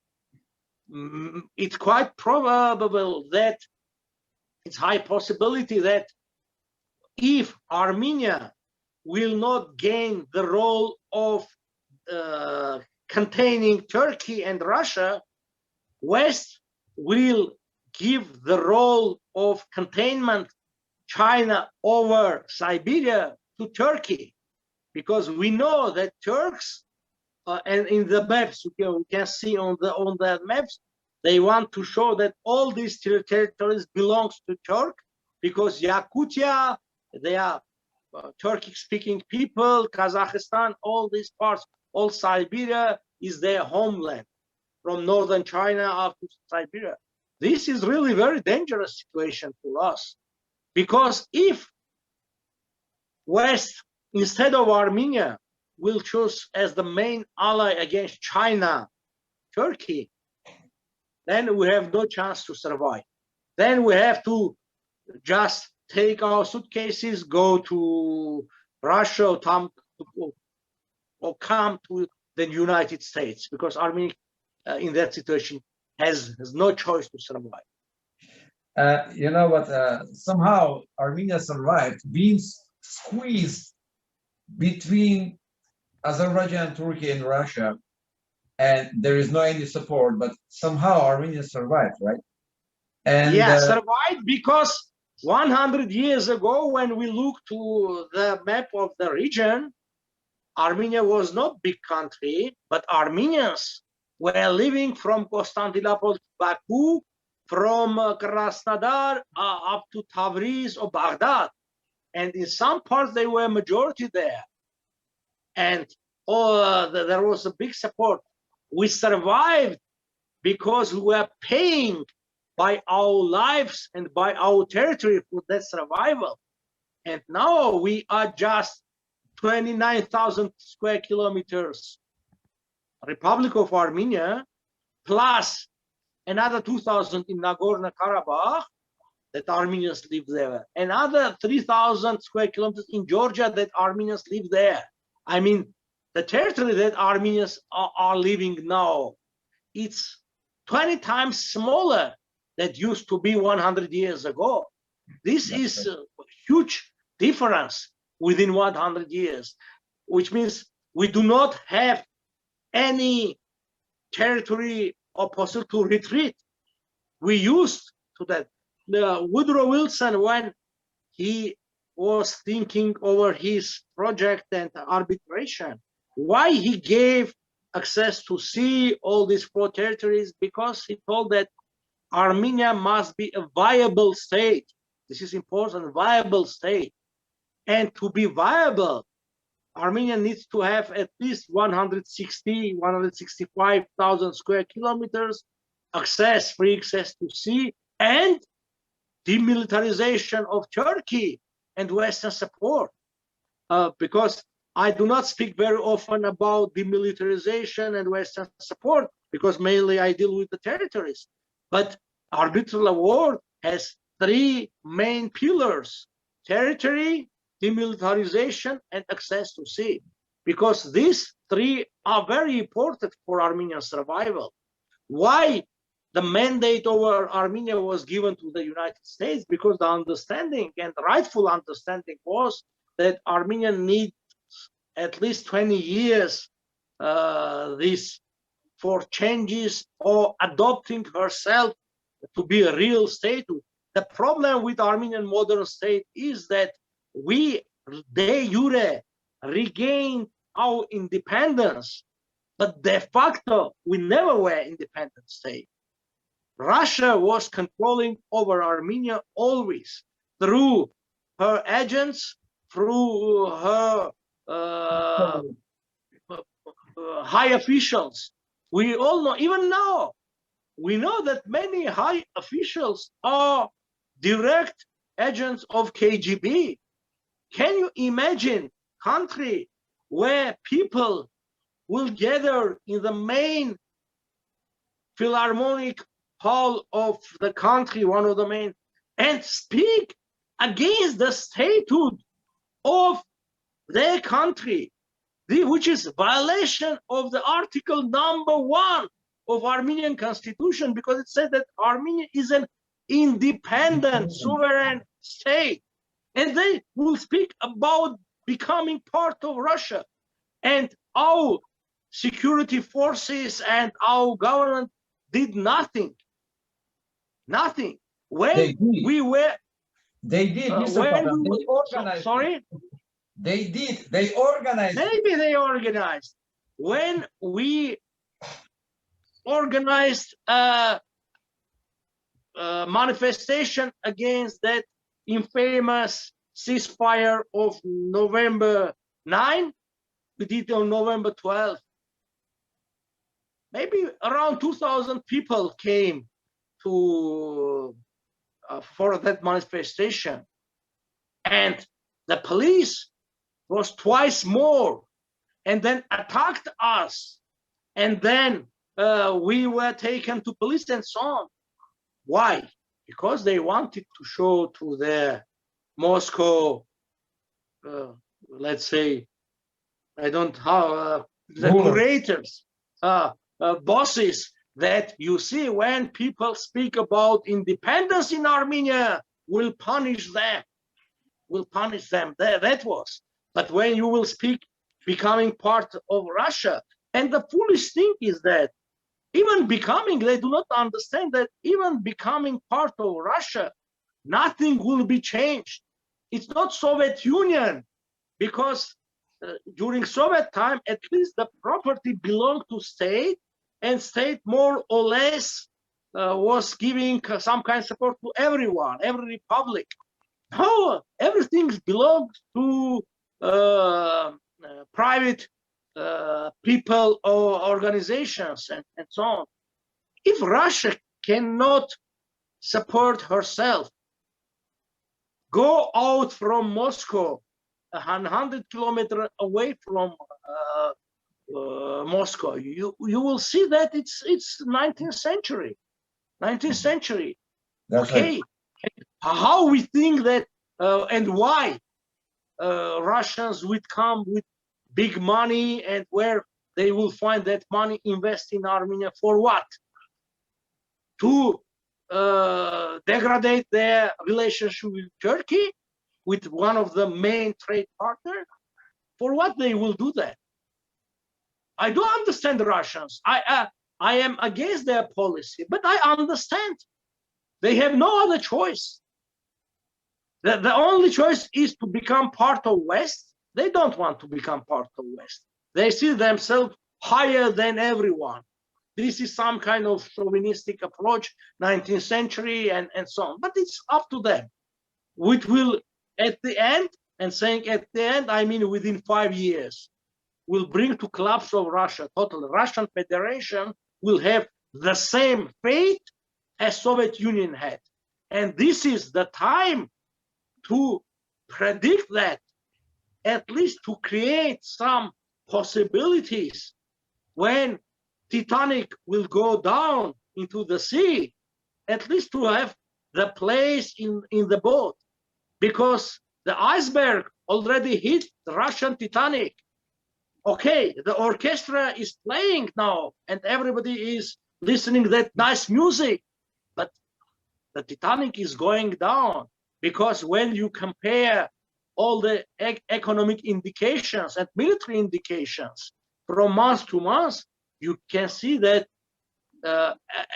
everything is going down in Russia, including psychological and political situation within Russia.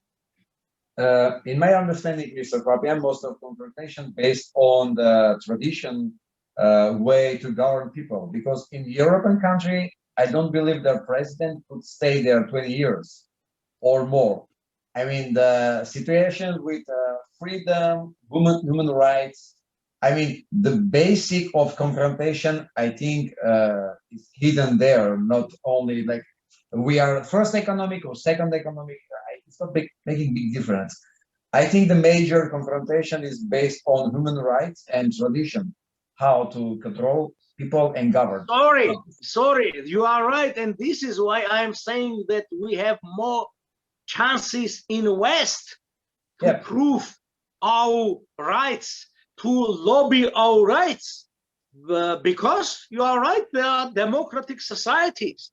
This is why, let's say, Armenian community in the United States is lobbying for Armenia, and Armenian communities in Russia is lobbying for Russia against Armenia. It's a tool in the hand of Russian government, Armenian community, or let's say major part of that community, because Armenians are hostage there. They cannot, it's not the country, because they know that if they would even write something, a statement in Facebook that Russians will not agree with that, the tax controllers will come and control you until the last day.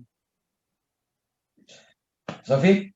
Mr. Papian, I have a question regarding Russia again. Do you think that possibly a Russia post-Putin regime could be more Western oriented, or kind of shift some of the perspectives of Russia? I know that Putin has been obviously a very, very long-standing actor, and is it possible that after he would be gone that some of these attitudes might shift or change, or no? Putin will be gone, and he will gone very soon, because he has cancer, and he is looking who will succeed him. But the problem is that power succession will not be based on democratic elections. They are fighting. There are at least two main groups within Kremlin that they are fighting each other who will be the main successor. Because who will be the leader of the country, all economic gains will be in his hands. Because being president in Russia means your friends will become billionaires, as Putin's old friends, his childhood friends all became billionaires, and everything would be. It will be very aggressive and hard fighting is going on. Unfortunately, I do not see possibility. I would like, but I can't see possibility for Russia to becoming more democratic. It's not the traditions, because also the people there, the propaganda, Putin's propaganda, at least for last 10 years, has changed the positive, has reversed, let's say, the positive changes that happened in Russia during Yeltsin time. And they see West, as I told, as the main enemy, and they see themselves as saviors of the world. Not only Armenia.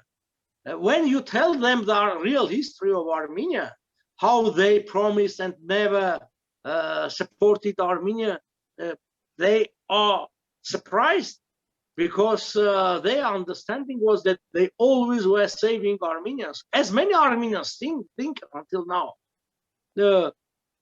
We saw that Navalny tried to, one of the leaders or main leader of the opposition, to bring some changes, but now he is convicted up to 3 years in jail, and it seems Russia is ignoring. But the problem is that Russia cannot survive now without Western support. And also there is another problem. The money of Russian oligarchs and family members of Russian oligarchs are in West, in London, Paris, in New York, and so on. And this is why they do not agree with policy of Putin, because they know that they all will be put under sanctions, which means they will not be able to use their money, their properties, and they have castles all over the world. They have this property, and let's say one part at least want to keep more or less normal relations with West, but generally speaking, not being real democracy.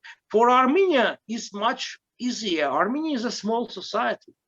Also, the big difference between Russia and Armenia is that Russia is a big country, and Russia can survive another 50 years being not democracy and having this ineffective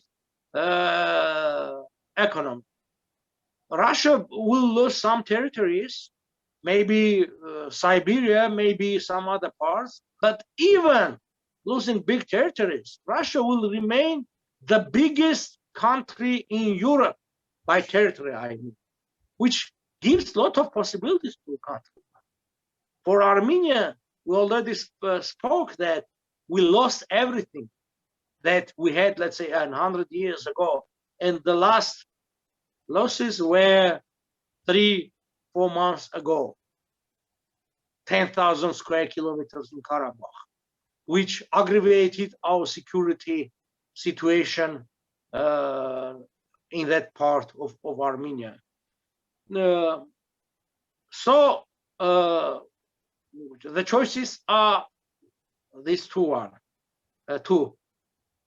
With Russia, which will not give any new opportunities, everything will remain the same, which means the population will decrease, the people will emigrate from Armenia, everything will become more weak, mashats, worn out. So. Worn out. Everything will worn out because let's take again railroads. They're controlling Armenian railroads from 2008, which means over 12 to 13 years. All the investments they're only on the papers. And when you go and check with this investment, nothing is there. And now with this new railroad that Azerbaijan will build along Arax River, Megri and Nakhichevan, Turkey and to Europe, will stay without anything. And because of Russian policy of keeping Armenia isolated from other part of the world, namely, let's say, from West. Mr. Papian, we didn't want, but we spoke a lot about Russia. Let's go back to Armenia. So we have a situation which is very dangerous and very weak, and we don't see actually the future clear, but there must be an exit. There must be a way for to solve the situation. And what you think, what kind of actions we need to make, what we need to do? First, to have in Armenia new government, new parliament with more experience, political will, and knowledge to change the situation, geopolitical situation, security situation in Armenia. The country, which is Russia, is the main source of Armenian problem, cannot be the main solution. The government in Armenia is the source of problems in Armenia. Which means that government cannot be the source of solution. New people have to come. New with world vision, national vision. We have to change a lot of laws, constitution. What means that people that possess two passports, double citizenship, for last 4 years cannot hold public and other positions in Armenia, high positions, which means that diaspora is out of game, because mainly diaspora in Armenia have another citizenship. Who will renounce his or her citizenship now in order to have a possibility after 4 years to participate some kind of elections? Nobody will do this. And when the government speaks about closer relations with diaspora, this means that more diaspora involvement, direct involvement, and political involvement in Armenian life. This is very important. I mean, changing domestic situation, also another approach to security issues. Let's negotiate with Americans, with Western powers, with China, to have a second military base in Armenia. Why Kyrgyzstan could have for a long time Russian and American military bases in her territory and Armenia cannot, at least for now, for 5-10 years, when we are really in real danger. Real danger because we see our neighbors preparing for another war. Will Russian military base willing or capable to fight back Turkey? I'm not sure. And security issues are very, very important. You cannot rely on, as Russians say, avos, maybe. It's not maybe. Even when there is a lift, ascensor, stairs, very lucky. stairs, elevator. Elevator, ascensor in France. Elevator, it has at least 2 or 3 special cables because it's one can be cut just for secure. For security, it's a life issue for 4 people that are within cabin. It's just life of 4. In Armenia, over 2 million people live. And we have just 1 cable in this big cabin. Yeah. And we are saying, no, it will survive. It will keep lifting us up. What if not? It didn't work. It's too much worn out, and it's old. It is used out already. It's not keeping the weight. Okay, if even we think that it's in good condition, anyway, when it comes to people life, only 1 cable, 1 line of safety or security, it's not enough.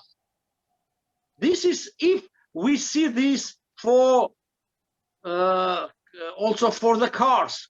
Why we put these all special balloons in the car and so? Because of that. This, I don't know, these pillows, air, how it called? Airbags. The balloon. Airbags. What? Airbags and so on. Because we think that it's possible that there will be an accident and people must have chance to survive. But what about people of the country? Is it possible to have that kind of accident? Again, a war, it's quite possible.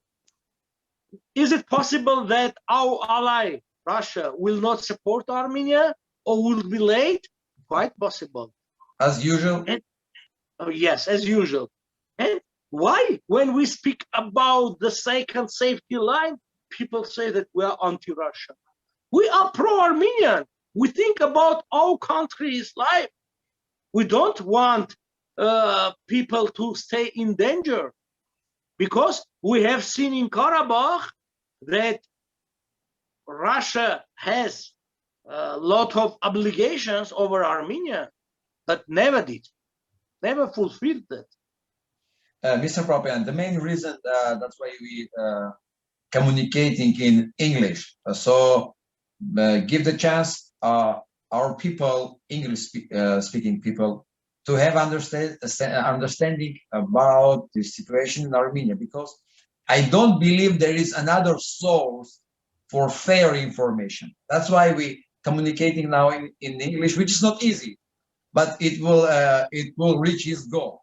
So our people mostly, like 80% around, live outside of Armenia. Just imagine, 80% of nation live outside, and Most of them, they are rich people, at least not poor, right? And only 20% lives in Armenia, and couple of them just on the top of some government stuff, they can survive because of corruption system. And those 80%, there has no any rule, any tool to be involved to make some changes in own country, right? It must be solved. They must have a, how to say, right to be involved, right to be elected, right to make a decision in this regarding his own country. So what can be your direct and the major messages to the diaspora, which is 80% of nation? So what can be your major messages to the diaspora to have influence, to force the influence, to force their right to their own country to make some changes, which is badly we need it. It's obviously, otherwise we will just disappear from the map. See, only there is one way to do that, to support parties and forces in Armenia that people in the diaspora agree with, that parties with their programs, they know the people, they know the experience of that people, they can discuss with the people in Armenia and in these parties what are their approaches to these kinds. I already mentioned that the constitution must be changed, because without changing, no diasporan can be elected in Armenia. Not a diasporan. I myself, I have 2 citizenship. I live in Armenia, but I cannot be elected because I hold also 2nd citizenship. And many people out of Armenia, within Armenia, that way, how you can use that potential, big potential. Why at the beginning of 20th century, there was a big struggle fighting for women to have the right to vote, because the movement are 50% of the population in the country in average, sometimes a little bit more. And without involvement of 50% of the country, you cannot have enough potential to develop your country. You mentioned that 80% of Armenians living abroad. Okay, maybe not 80%, at least, let's say, half of Armenian people live out of Armenia. Half of Armenian are in Russia, half of Armenian in the US. There's a lot. Armenian, now, people with Armenian origin and Armenians are 2 different things. Okay. There are a lot of people of Armenian origin in the United States, in Russia, but they are not Armenians. Saying Armenian, I mean people who are interested in Armenia, they want to do something, they're eager, and so on. Otherwise, that let's say in Georgia, there is an Armenian family with family Demirchan, they are living, having their business, and they do not care about Armenia. What the difference is, he Armenian or Italian or Irish? I mean, at least half of, I mean, in Armenia, we have, let's say, 2.5 million people. At least there are 2.5 million Armenians abroad. They are living day by day with Armenia. They're involved in this Armenian life. As I'm sure that many people are watching us, and so they live physically, they are out of Armenia, but mentally they are in Armenia. And how can we ignore them? This is very important part, because this will double, at least double, maybe triple our possibilities of our country. It's very important. And also with that, we can encourage the other Armenians, as I mentioned, they are ignorant to life in Armenia, to become more, let's say, Armenian. This is very important, because when we will have really a proud Armenia, a prosperous Armenia, a developed country, many Armenians that no, they do not consider themselves as Armenians will be reborn as Armenians. It's we have such examples all over the world that people living out of their countries, when they see their countries, because you have to be proud of your origin. Otherwise, if you are not proud, why you want to be part of a country far away that your grandfathers or great-grandfathers were? Because we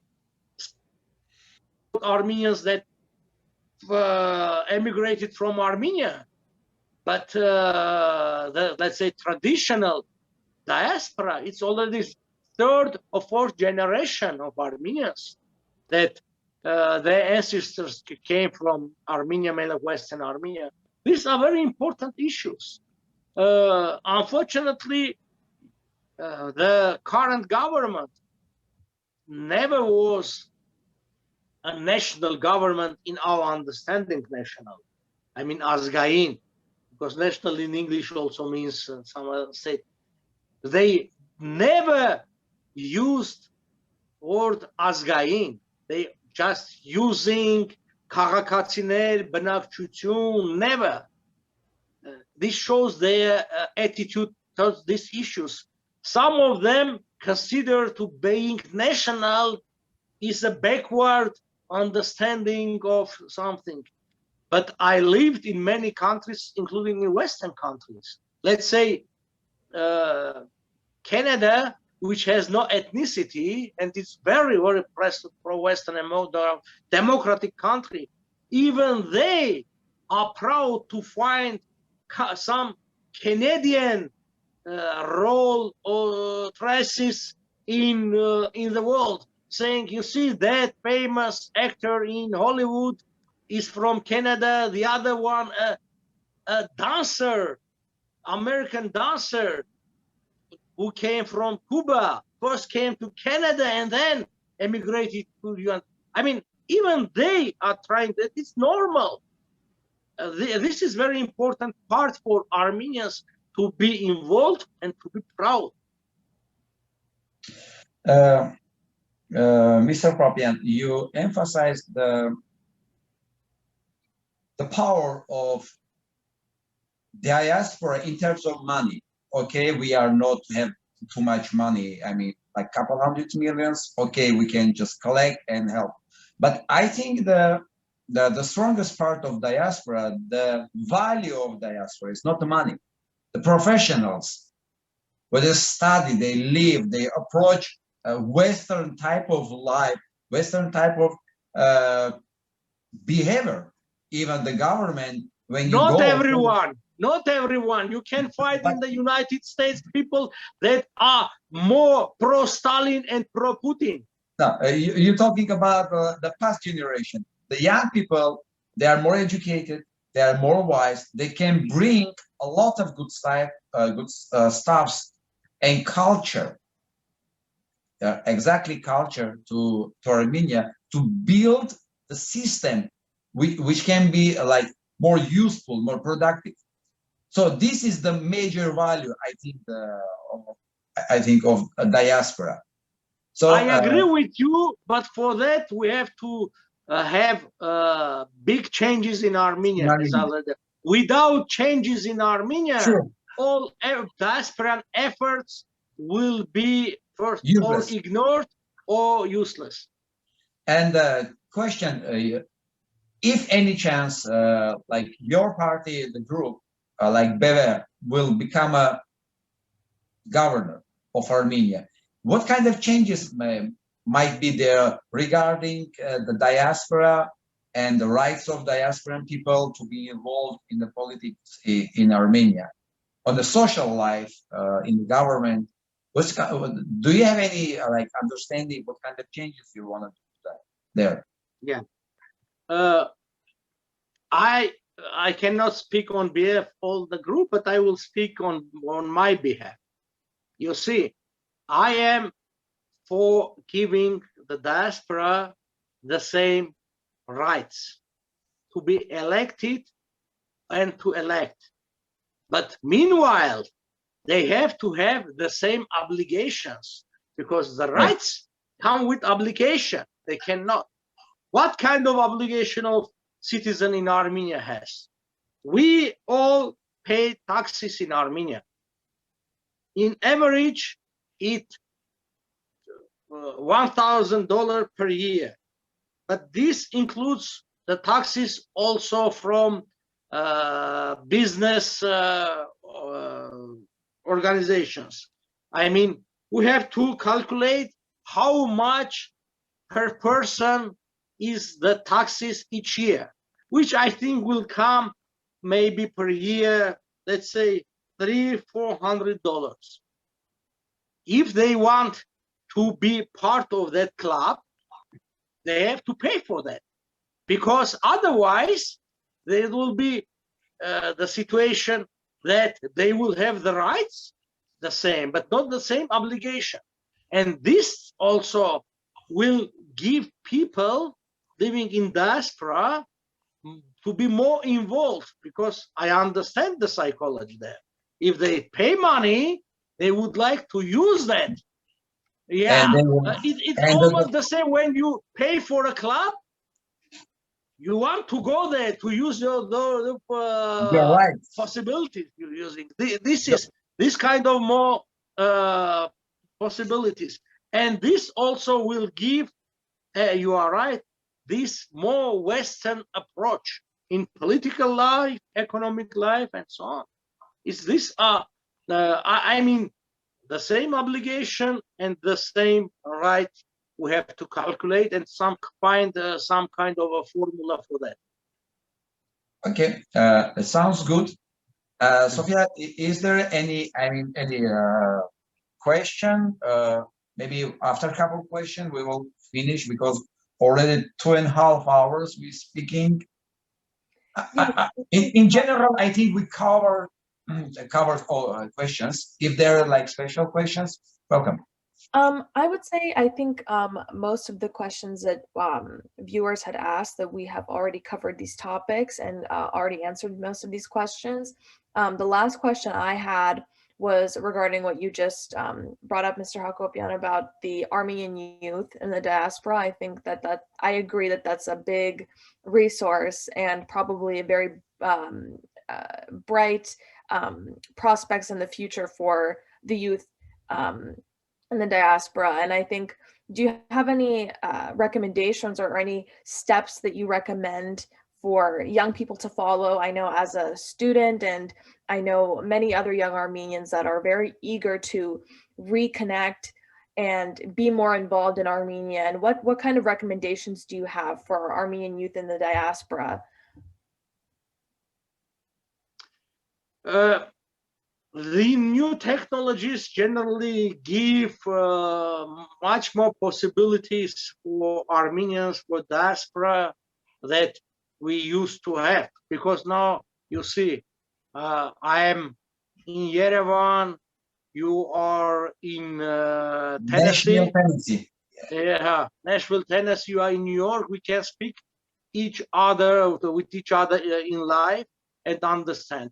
And I see the diaspora role mainly, as I told, as a bridge with their local communities, with their connections. I worked with diaspora in many countries as ambassador, as Armenian diplomat, and I was successful in many cases because I used the connections of the people that were living there for their life, let's say, or even less. This is very important, which you cannot buy just for money, because with lobbying.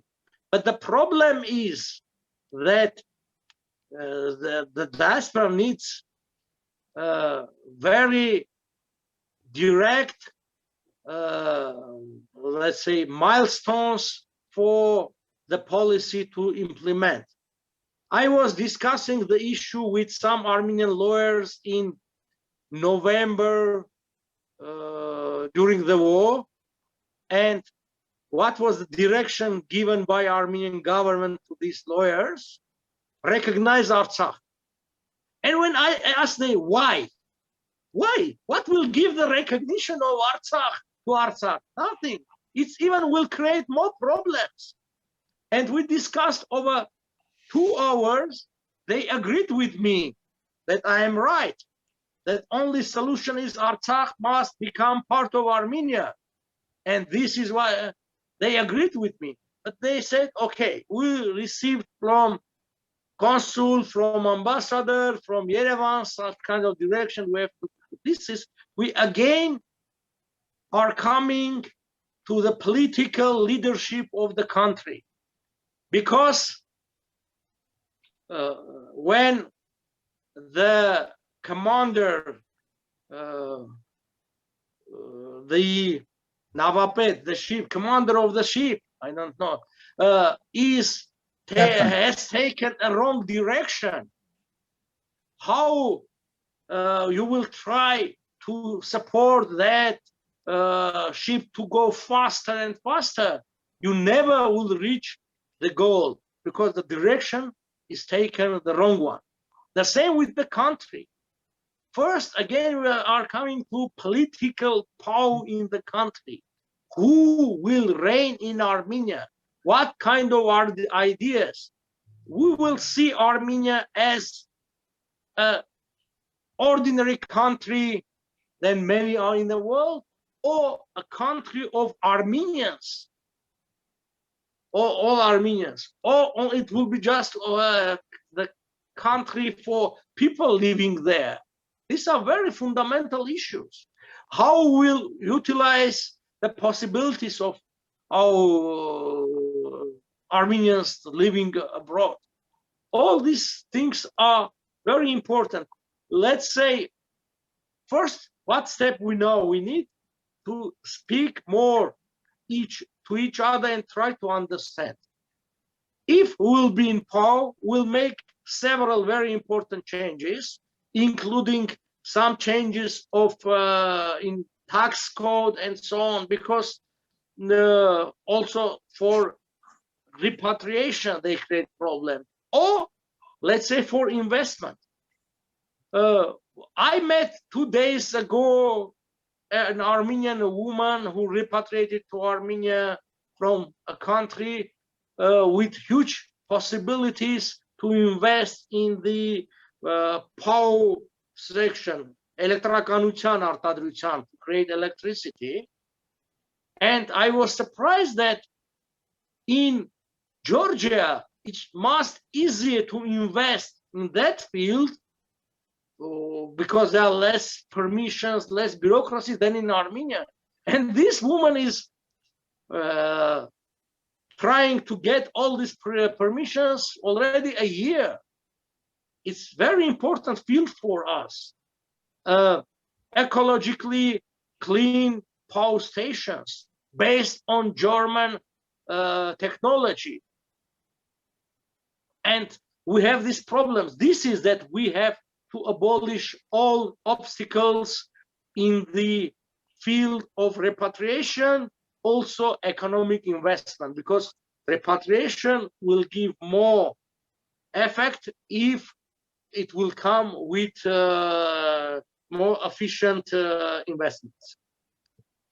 Thank you, Mr. Papian. If possible, just briefly, we have a question we kind of skipped, but it's regarding the Mantashev's grandsons.